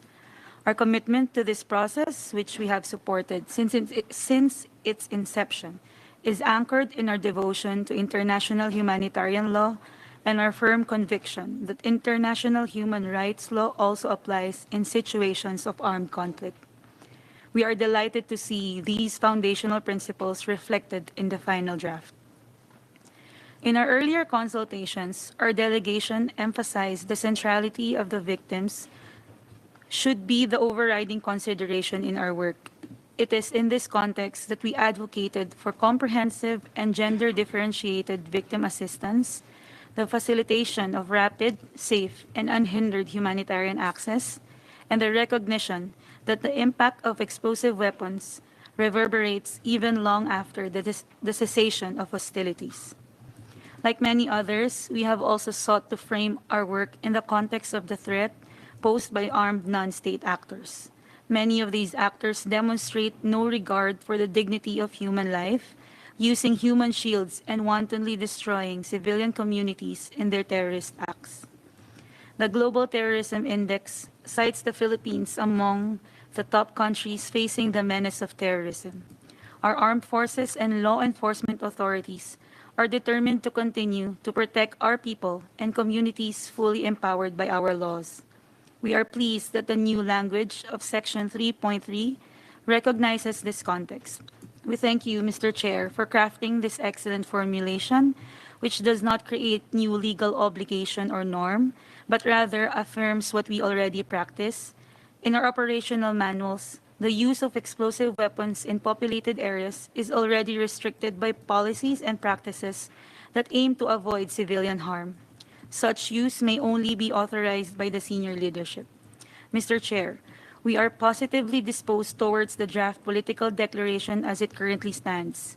We will review it thoroughly, and once a final decision in our positive recommendation is taken by our leadership, update our military operations manually accordingly if needed. We can assure you that our armed forces are fully on board with our humanitarian commitment. We have worked to protect our people and communities from the reverberating impact of explosive weapons in populated areas for the past several years already. It is about time we take action. Thank you, Mr. Chair. Thank you very much. I give the floor now to Spain, to be followed by Poland. Spain, you have the floor. Muchas gracias, señor embajador. Como tantos otros ya han hecho, permítame en primer lugar felicitarle a usted y a todo su equipo por haber gestionado un proceso de consultas tan complejo y con un enorme respeto a las posiciones de todos los participantes y un ejemplar ejercicio de transparencia. Incluso han sabido aprovechar el tiempo de la pandemia, que nos ha retrasado considerablemente, para sacar el mejor provecho de las aportaciones. España ha participado desde el principio con un claro compromiso de aumentar la protección de la población civil en situaciones de conflicto y fortalecer la aplicación del derecho internacional humanitario. Hemos hecho sugerencias de texto en varias fases, de las que, como es lógico, unas se han integrado y otras no. Hemos logrado clarificar conceptos que generaban dudas en torno a la capacidad operativa militar, así como las definiciones tan difíciles de concordar cuando no hay un glosario asumido. Además, se han mejorado las garantías para el acceso a los equipos de asistencia humanitaria y una perspectiva de género adecuada. Tenemos ante nosotros un texto en el que seguramente podríamos seguir trabajando durante mucho tiempo, porque todos sabemos que nunca estará perfecto para cada uno de nosotros. Pero de eso se trata el consenso, de aceptar las aportaciones de los demás, construir sobre ellas para hacerlas nuestras, y aunque no respondan plenamente a nuestra posición, aceptarlas para ganar entre todos. En consecuencia, puedo anunciar que mi Gobierno tiene la mejor disposición para estar en Dublín cuando se convoque la conferencia y adherirse a esta declaración con su firma. Muchas gracias, señor embajador.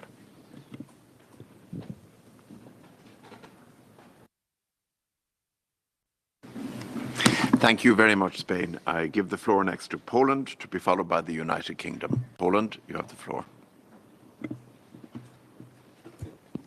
Thank you very much, Ambassador.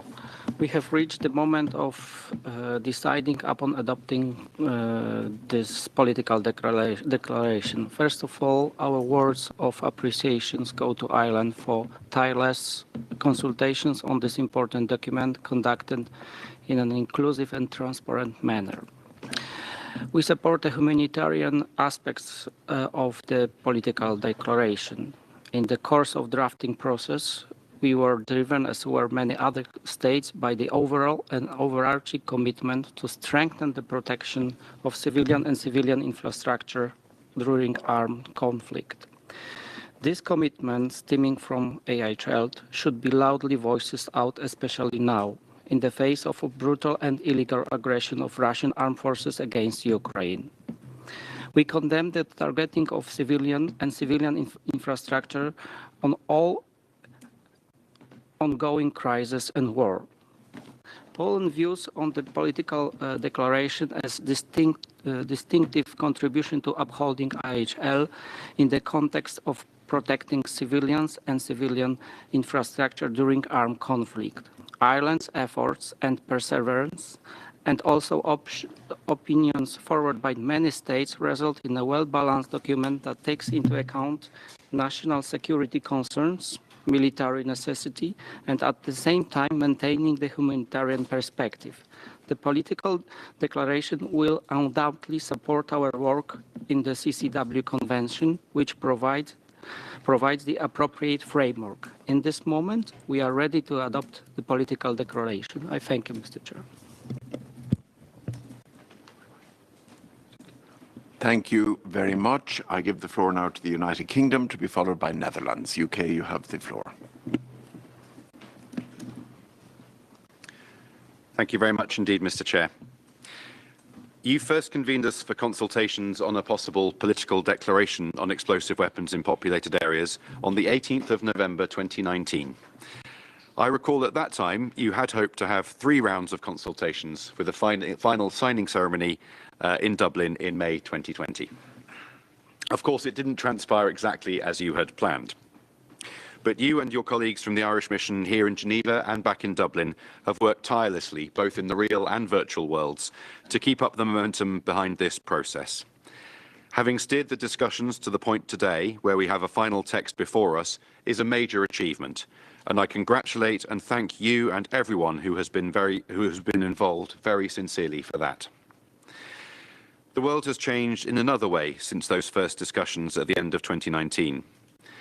Though it is hardly the first or only example, Russia's conduct in its illegal war in Ukraine draws into sharp focus the realities of modern conflict and the particular vulnerability of civilians when faced with conflict in urban areas, and illustrates starkly the effects on civilians and civilian infrastructure when war is conducted with little regard for the requirements of international humanitarian law. It is an horrific reminder to responsible military states to ensure that proper and considered application of international humanitarian law remains the firm basis of all of our military engagements in all conflict scenarios. Throughout our discussions over the last 2.5 years, my delegation has been consistent in asserting that the robust, principled and balanced framework of international humanitarian law is the best way of governing the conduct of hostilities and achieving the protection of civilians. This declaration can make a tangible contribution to the promotion of full compliance with international humanitarian law by setting out fundamental principles, by adding context in relation to modern operational decision-making, and by creating a community for the sharing of best practice, along with the improvement of processes and procedures underpinned by real military experience. The United Kingdom welcomes the declaration's recognition that many armed forces already implement policies and practices designed to avoid and in any event minimise civilian harm during hostilities. We also acknowledged that there is room for practical improvements to achieve the full and universal implementation of and compliance with international humanitarian law obligations in urban environments. This is an area for further work in the future, and we have a wealth of experience and ideas to offer. Another theme of our discussions has been the need to understand both the direct and indirect effects of the use of explosive weapons. The United Kingdom is committed to this, and we already conduct such estimations in our targeting cycle. We are willing to work with the other nations here present, as well as civil society organisations, to further our common understanding of the indirect effects resulting from the use of explosive weapons in populated areas. The commitments in this declaration are broader than just focusing on active operations and the targeting cycle, and they go to the matters that the United Kingdom addresses through initiatives such as our human security strategy, in which we look at the impact of conflict and the drivers of instability. These are important considerations in operational planning, and we are grateful that this exercise has demonstrated our shared resolve to address civilian harm through all available mechanisms. These discussions and many others are for the future. As you said, Mr. Chair, this is the beginning and not the end of this process. So let me end today by thanking you and your team for your tireless efforts over the past few years in getting us to this position, and by confirming that the United Kingdom intends to sign this political declaration as drafted. We encourage all other delegations represented here today to do likewise. I thank you. Thank you very much to the United Kingdom. I give the floor to Netherlands, to be followed by Humanity and Inclusion. Netherlands, you have the floor. Thank you, Mr. Chair. Allow me to start by thanking you and your team for the excellent leadership in this important process. Without the resilience and guidance of Ireland, we would not have come this far. The broad group of states interested and engaged at the concluding stages of this lengthy process is the testimony of your successful efforts to make this an inclusive process aimed at achieving a political declaration that is meaningful and enjoys broad support. Allow me to also pay tribute to the role of the United Nations, the ICRC and civil society in this process. Their research and advocacy has played an important role in moving this process forward. Mr. Chair, concluding this political declaration now and ensuring the broadest possible support is a clear political signal. A signal that is much needed, particularly considering the unprovoked and illegal invasion by the Russian Federation in Ukraine.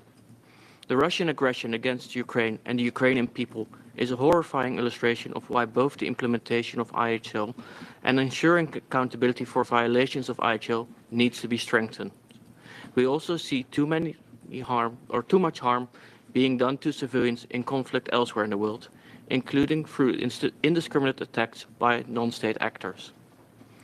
This political declaration will play a meaningful role in our collective efforts of strengthening the implementation of IHL with a view of better protecting civilians.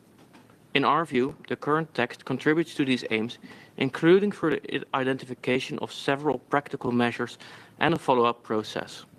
The Netherlands has advocated throughout this process for a focus on the strengthening of implementation and respect for IHL, and this is well reflected in your final text. At the heart of this political declaration is, of course, paragraph 3.3. We applaud your efforts to find a formulation that can achieve broad support amongst delegations. While the Netherlands advocated for a more specific wording, for example, by focusing on wide area effects, we see clear merit in achieving the broadest possible support.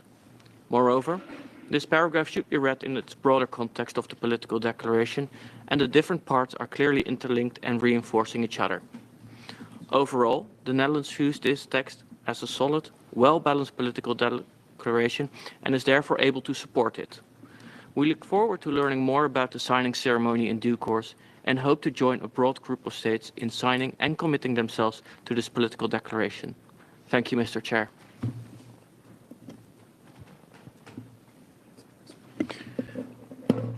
Thank you very much. I give the floor now to Humanity and Inclusion, to be followed by, excuse me, the Mines Advisory Group. Humanity and Inclusion, you have the floor. Thank you very much, Ambassador, for giving us the floor. I would like to start by joining others in congratulating you personally, Ambassador, and your hard-working team in Geneva and Dublin. Indeed, your leadership and persistence to finalize this text have been key in bringing such a significant scope of change and overcoming the numerous obstacles that came along the way.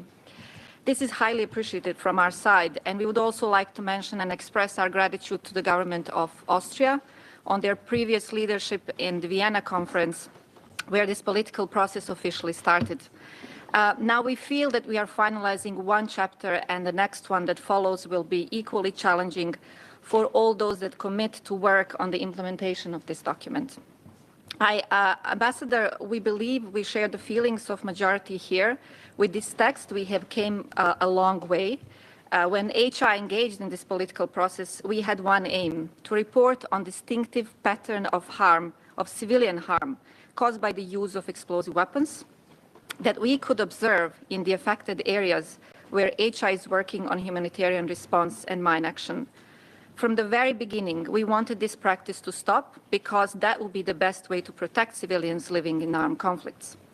This is also why we have been working tirelessly to raise the issue with the general public, as well as with parliamentarians in different countries. More than 500,000 citizens have signed our petitions, and nearly 300 parliamentarians in 8 countries have expressed their support to take action.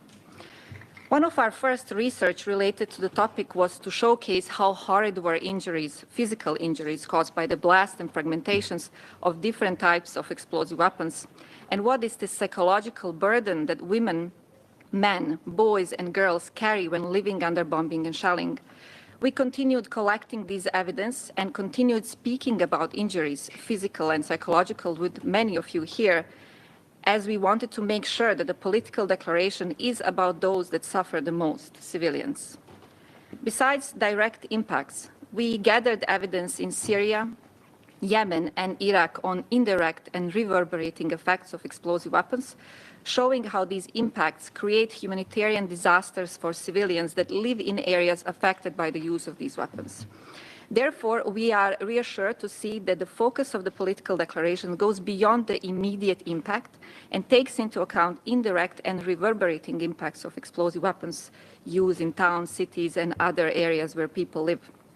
This continuous form recognition of this grave humanitarian problem and the widespread pattern of civilian suffering and devastation it encompasses.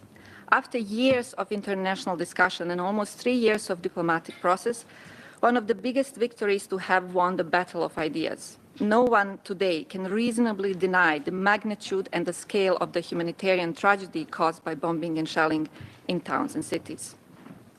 We are, of course, very concerned to see that Commitment 3.3 is not calling on states to avoid the use of explosive weapons with wide area effect, as it was suggested by the UN Secretary General and the ICRC, also with African states in the Maputo communique and Latin American and Caribbean states in the Santiago communique.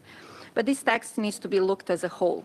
Through its preamble and through different operational commitments in sections 3 and 4, it conveys a strong humanitarian message. The commitment on victim assistance is as strong as we hoped it to be, giving space to provide the assistance to a wide group of people affected by armed conflicts in a holistic, integrated, gender-sensitive and non-discriminatory manner, taking into account the rights of persons with disabilities. We are also pleased to see that commitment on humanitarian access had also found its way back in this version of the text, thus recognizing the need to better understand and address the specific challenges associated with the provision of humanitarian assistance in the AVIPA context. In our view, this text represents a unique opportunity for states to demonstrate how strong is their political will to prevent human suffering caused by the use of explosive weapons. This is how we read it, and we are going to work with states, militaries, humanitarian operators, and civil society organizations to achieve this goal. Because there is still so much to be done. The success of this political declaration will depend on the states that decide to join, but also on the efforts that they will put in translating these commitments into significant, concrete challenges in their policies and practices. These words of the declaration must now be turned into meaningful actions on the ground. Its measures of success will be whether states join and implement it in a way that works to better prevent harm and to help those communities already devastated by bombing and shelling. We will continue to engage on this issue, working with states for the adoption of the text, monitoring the implementation, raising public awareness, but also contributing with our humanitarian operational experience to the development of guidelines that will help putting humanitarian commitments into practice. We encourage states to take accession steps to this political declaration as an urgent matter. On the endorsing conference, we hope to see as many as possible from those states that are affected by the use of explosive weapons to those that are actively participating in military operations, because that is the only way we can prevent human suffering caused by the use of explosive weapons. Thank you, Ambassador. Thank you very much. And I give the floor now to the Mines Advisory Group, to be followed by the Danish Refugee Council and the United States. You have the floor. Chair, let me start by congratulating you and your team for your excellent efforts throughout this political process. We appreciate how challenging it must be to find a solution that is acceptable to everyone involved in these negotiations. As a member of the International Network on Explosive Weapons, MAG aligns itself with the INU statement, and we would like to add some remarks in our organisational capacity. MAG welcomes the final version of the political declaration, which embodies compromise while retaining important provisions that will help protect civilians from the devastating harm caused by the use of explosive weapons in populated areas.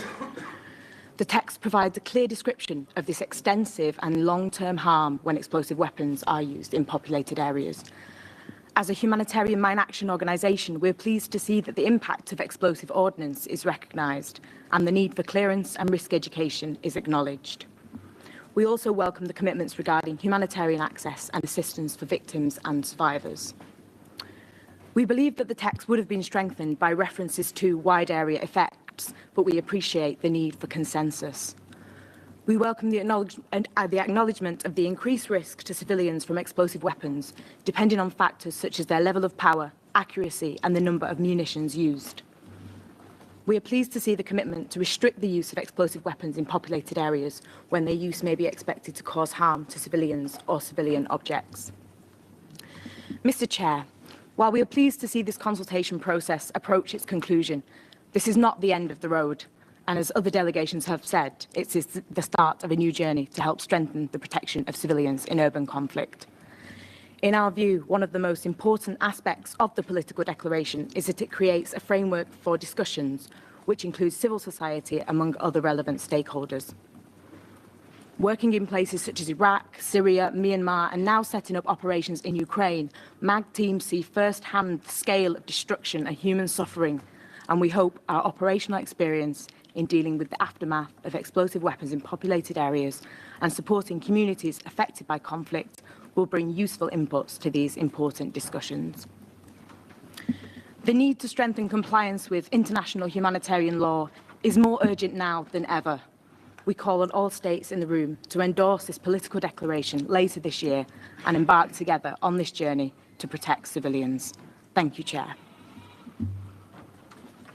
Thank you very much. I give the floor next to the Danish Refugee Council, to be followed by United States.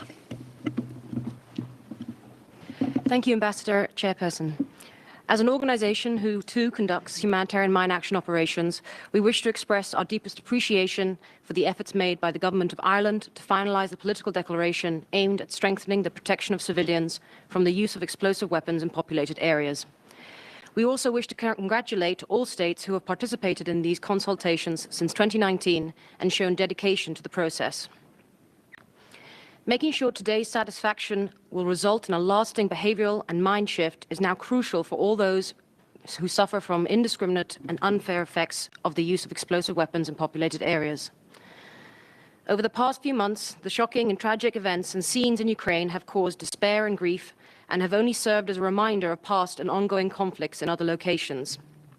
Deaths, injuries, mental and psychosocial harm, displacement and large-scale destruction leave us with an urgent need for a change in military policies and practices.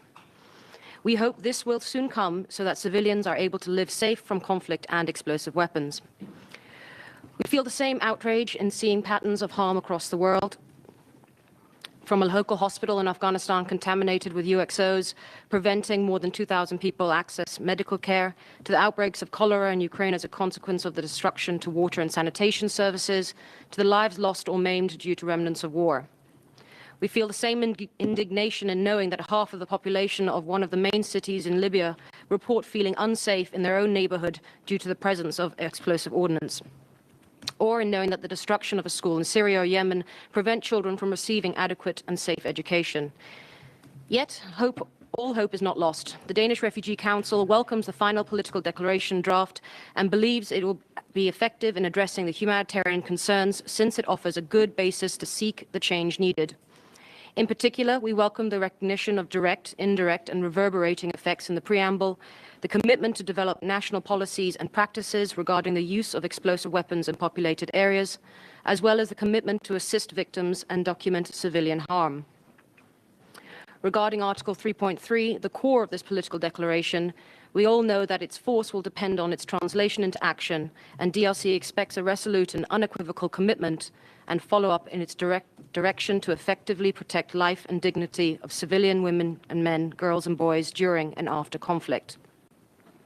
We call on all states in this room and outside to adopt the political declaration as soon as it will be possible, maintain humanitarian concerns at the center of your minds and actions during the implementation phase to ultimately increase the protection of women and girls, boys and men impacted by the conflict, strengthen data collection on explosive weapons use, and assist survivors, people injured and affected communities. Finally, we also call on those to engage in exchanges of practices and policies centered around the presumption of non-use of such weapons in populated environments. Most states, if not all in this room, have the technology, doctrine and ability to refrain from the use of explosive weapons in populated areas. The cost of such commitment may be effectively nil. The impact, however, would be immensely positive. The Danish Refugee Council looks forward to seeing the adoption and implementation of this declaration and renews its commitment to continue cooperating with states and international organizations in line with and in support of the International Network of Explosive Weapons. Thank you. Thank you very much. I give the floor next to the United States, to be followed by PAX. US, you have the floor.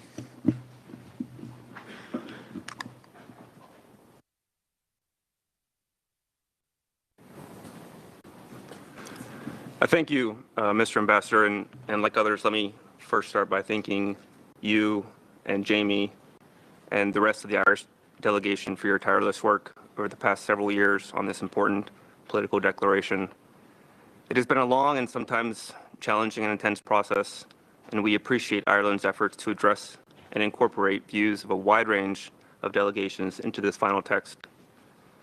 We are confident that this text, reflecting political commitments of the signatories, allows for the promotion of practical and realistic measures that states can readily implement to strengthen their implementation of international humanitarian law and to improve the protection of civilians in armed conflict.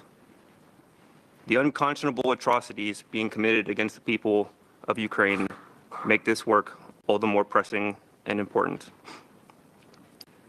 Mr. Chair, although the declaration is to be adopted and implemented by states, the negotiations and the resulting text were significantly enhanced by their participation and contributions of civil society organizations and international organizations.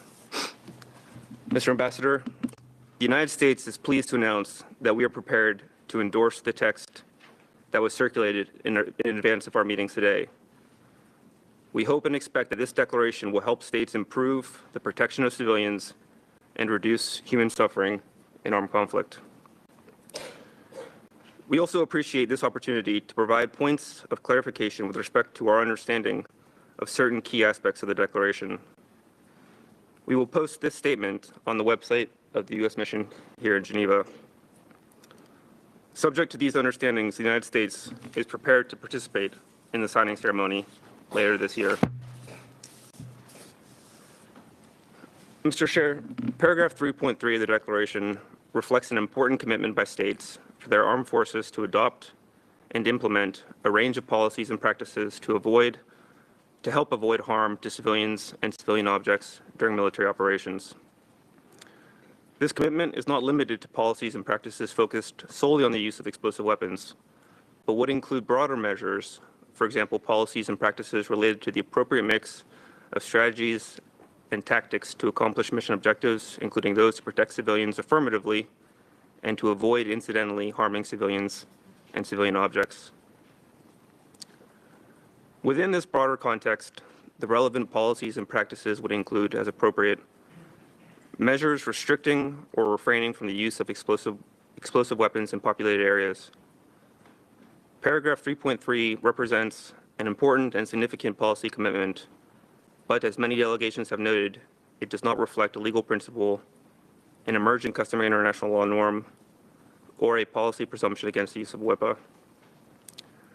Rather, paragraph 3.3 reflects a commitment for armed forces to adopt and implement a range of policies or practices that effectively implement IHL protections for civilians, and that, as the competent authorities within each national system deem appropriate, may in some cases be more protective of civilians than what IHL requires. For example, it can be appropriate to take steps not required by IHL to mitigate the risk of harm to civilians and civilian objects in planning and conducting an attack, even if the expected death or injury to civilians or damage to civilian objects incidental to that particular attack would not be excessive in relation to the concrete and direct military advantage anticipated. The United States military already takes such steps where appropriate, along with its implementation of IHL. At the same time, this commitment recognizes that restricting or refraining from the use of explosive weapons in populated areas may not be appropriate in some circumstances. In our view, whether restricting or refraining from the use of explosive weapons is appropriate in particular circumstances would be a decision made by the military operational command. Military commanders would take into account a variety of considerations, including humanitarian and military considerations, such as potential effects on mission accomplishment, the risk to one's own forces, as well as the risk to civilians. Commanders would also consider potential alternative means and methods of warfare, including the practical availability of such alternatives and the risk that the use of such alternatives would pose to civilians. At a minimum, states must comply with IHL by, for example, taking feasible precautions in planning and conducting attacks to reduce the risk of harm to civilians and other persons and objects protected from being made the object of attack. Mr. Chair, another point we would like to emphasize is that good practices can help strengthen compliance with and improve the implementation of applicable IHL outside the context of the use of WIPA. While we appreciate the ways this declaration focuses on a WIPA, we should be mindful that harm to civilians in armed conflict results in many different contexts and for many different reasons. Policies and practices developed by states with regard to the protection of civilians in armed conflict should be implemented with regard to non-explosive weapons and when weapons are used outside of populated areas. Therefore, the intention of the United States is to apply its good practices for the protection of civilians on the broadest possible basis, and we encourage all other states to adopt a similar approach in implementing their IHL obligations and this declaration. We would also like to take this opportunity to provide some technical comments with regard to the discussion of IHL in the declaration. We would first state our general understanding that this document, which is non-legally binding in nature, is an effort to develop a set of political commitments and not an effort to negotiate new IHL, amend existing IHL, or ascertain customary international law. Although it is important and useful for the declaration to refer to relevant IHL obligations, we interpret the declaration to be consistent with IHL rather than evidence of an interpretation of existing treaty or customary law. In addition, specifically in regard to paragraphs 2.3 and 4.4, we would like to note that not all states that may sign this declaration are parties to the same treaties. Accordingly, the international law obligations referenced in these paragraphs, including related to humanitarian access, may not apply to all states in the same manner. Finally, we would like to underscore the importance of implementation to the success of this declaration. As you noted, Mr. Chair, adoption is just an initial step. States, and especially states that conduct military operations, also need to implement the declaration for it to have a real-world humanitarian impact. We believe the commitments set forth in this declaration are already reflected in existing U.S. military policy and practice, but nonetheless, the U.S. military continually strives to improve its policy and practices relating to the protection of civilians in armed conflict. As a case in point, the United States Department of Defense is currently conducting a department-wide review and effort to develop and implement recommendations to improve protection of civilians. We will continue to work with a number of allies and partners on improving civilian protections in armed conflict. We hope to share information about these efforts with other states and to learn from their good practices in the context of this declaration. In this regard, the impact of this declaration will be significantly enhanced if the follow-on mechanism described in paragraph 4.7 provides an avenue for militaries from around the world to learn from each other and to continue to improve their policies and practices. The United States regularly collaborates with our allies and partners on supporting and improving efforts to mitigate and respond to civilian harm. We are eager to enhance our collaboration through the continued development and exchange of good practices and lessons learned in a non-politicized and non-contextualized manner. To this end, we would like to highlight the draft technical compilation of practical measures to strengthen the protection of civilians during military operations in armed conflict that was jointly submitted in 2019 by Belgium, France, Germany, the United Kingdom, and the United States. We hope this compilation can form a basis for future exchanges, workshops, and seminars among our militaries. Mr. Chair, in conclusion, the United States would like to reiterate our thanks to Ireland for facilitating our work and to all the delegations that contributed to the productive negotiations on this declaration over the past several years. We look forward to working with interested states to strengthen the protection of civilians and to reduce human suffering in armed conflict. Thank you again, Mr. Chair. Thank you very much to the United States, and I give the floor next to Pax, to be followed by Canada. Pax, you have the floor. Thank you, Mr. Chair. Pax would like to thank Ireland for their leadership in this political process and commend Ireland for the conclusion of a text which, while taking into account different points of view, truly has the potential to improve the protection of civilians in conflict. We therefore would like to congratulate Ireland and all the states that have contributed constructively to the consultations and encourage states to endorse the political declaration. As an organization that works in 15 conflict and post-conflict areas around the world, we especially value the significance of this political declaration to be the first formal international recognition that the use of explosive weapons in populated areas is a humanitarian issue that must urgently be addressed. Throughout the years and through the work with different partners around the world, we have seen and documented the harm that IWIPA causes to civilians. We especially appreciate that not only the direct impact on civilians, but also the indirect and reverberating effects are recognized in the political declaration, as these effects are very real to the people that have to deal with the consequences during conflict and long after the conflict has ended. We are also appreciative of the fact that the impact from explosive weapons on the environment is recognized in the declaration, an area often overlooked, yet of great importance. We are happy that the relationship between the weapon's explosive power, its level of accuracy and the number of munitions used and the harm the weapon poses to civilians and civilian infrastructure is well acknowledged in the preambular section, as this is in our view at the core of the matter. This recognition therefore should inform states to implement a range of policies and practices to help avoid civilian harm as described in Article 3.3.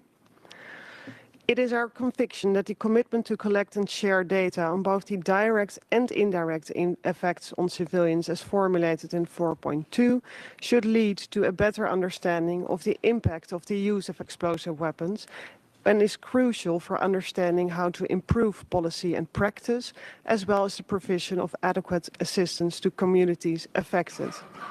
The chapeau of Article 3 and 4 to strengthen the protection of civilians and civilian objects during and after conflict and address the humanitarian consequences arising from armed conflict should guide our efforts. Mr. Chair, today I think about the woman that expressed to PAX how she had spent all their savings on a life-saving medical treatment when her child was injured by an explosion. How she was left now without savings nor income because her husband's shop was destroyed in the same airstrike.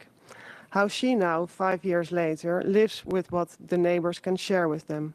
I think about the nurse who explained to us how the hospital she worked in had to operate patients by candlelight because there was no power to turn on the lights. I think about the 11-year-old boy who dropped out of school because other kids made fun of him and were scared of his scars from an explosion, because he never received the right medical treatment. I think about Ukraine, Yemen, Ethiopia, Syria, and how imperative it is to move away from the practice of bombing and shelling of towns, because civilians always pay the price. We wholeheartedly encourage states to endorse the political declaration and build a community of practice that will provide further guidance to both strong interpretation and effective implementation. In this regard, indeed, the declaration is a starting point and not an end point. Changing military practice away from the use of explosive weapons in populated areas is a long-term process which can only succeed with a strong and long-term commitment from states driven by the shared goal to reduce harm to civilians. Signing on to the declaration shows the political will to do exactly this. So we are happy to see states today expressing that they are ready to endorse the declaration. We hope that many will follow to express their intention to sign at the earliest opportunity. The real success will be measured by a decrease in civilian suffering from explosive weapon use in towns and cities. This can only be done through strong interpretation and effective implementation, and the success of the declaration therefore lies in the hand of states. PAX will remain committed to be working towards reduced suffering from the use of explosive weapons, including by monitoring future work by states and impact on civilians. Thank you, Chair. Thank you very much. I give the floor next to Canada, to be followed by Belgium. Canada, you have the floor.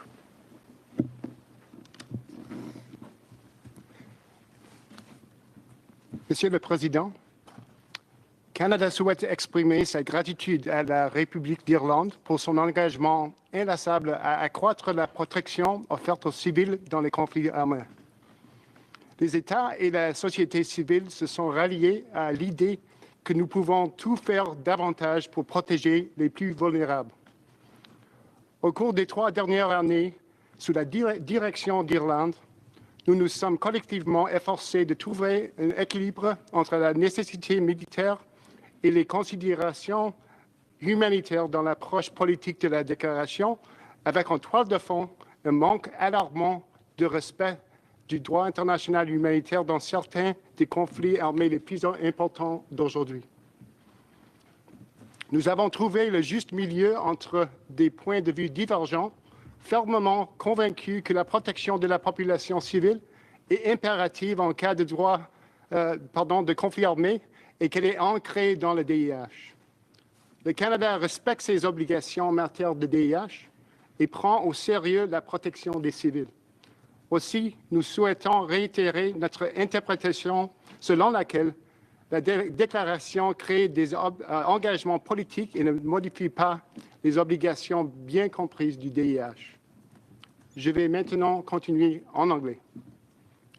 Mr. President, we welcome several amendments that have helped to better define the humanitarian problem that the Declaration seeks to ameliorate. The latest version underscores the importance of signatories' actions to continue to enhance the protection of civilians in urban warfare. Importantly, it now affirms that while there is no general prohibition against the use of explosive weapons, any use of explosive weapons must comply with international humanitarian law.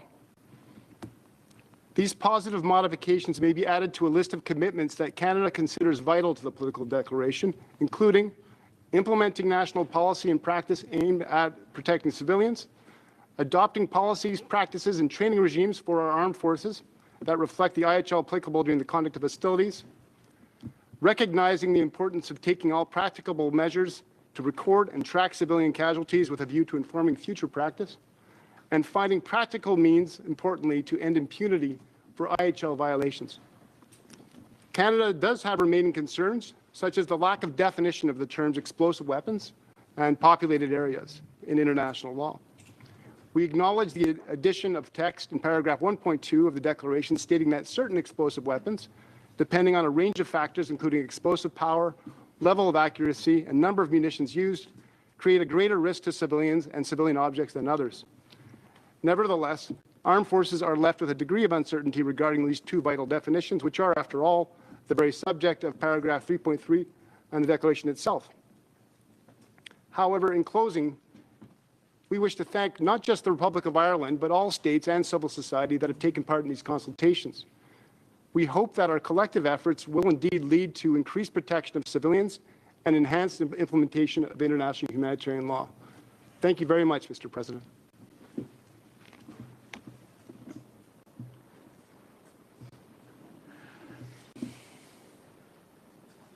Thank you very much. And I give the floor now to Belgium. Belgium, you have the floor.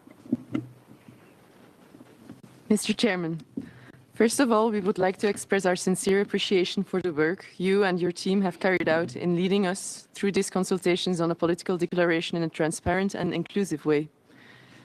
And despite the challenges caused by the COVID-19 pandemic, you have steered us through difficult discussions and have maneuvered deftly between the different opinions voiced on this issue. The result today is a text which we think could muster support from a wide area of states, since it strikes a good balance between the interests and concerns of all stakeholders that have participated in this process. This discussion is timely. Compliance with international humanitarian law is diminishing day by day. We are seriously concerned about the growing number of breaches of IHL, including attacks on civilians and civilian objects against medical facilities, schools, and humanitarian workers, and the arbitrary denial of humanitarian access to people in need. We need not look any further than the tragic situation in Ukraine, where Russian forces deliberately target civilians and medical facilities, as they have done before in Syria.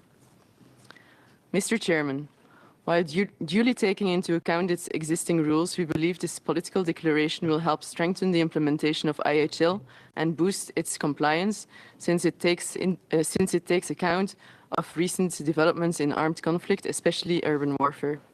We welcome the use of the term indirect effects in the operational part of the text, since varying interpretations exist regarding reverberating effects. In our view, indirect effects is not synonymous to reverberating effects. The term indirect effects aligns better with the Geneva Conventions and the concept of incidental effects as described in Additional Protocol 1. We wish to restate that the Belgian forces will take the indirect effects of an attack into account, as mentioned in paragraph 3.4, e.g. in the proportionality assessments on the basis of the information available before the launch of the attack, and insofar as there is a causal link which can be established between the reasonably foreseeable collateral damage resulting from that effect and the attack. Mr. Chairman, We warmly welcome the inclusion of language regarding victim assistance and humanitarian access in the operational part of the declaration. However, we regret the removal of the qualifier with wide area effects in reference to explosive weapons in populated areas. Nevertheless, in the spirit of compromise and with a view on the balance that has been found throughout the declaration, we can accept this outcome. Mr. Chairman, please allow me to express once more our gratitude for your work and our support for the declaration. We are looking forward to having a constructive follow-on dialogue where we can increase mutual understanding and exchange best practices. I thank you. Thank you very much to Belgium. It is now 1 o'clock, and we have I have 10 more speakers on the list. So I think we'll take our break now, and we'll resume at 3. Now we'll try and resume at 3 on the dot, if at all possible, so that we can get through the speakers, and you don't have to stay here till 6. So we'll meet again at 3 o'clock on sharp. Thank you very much.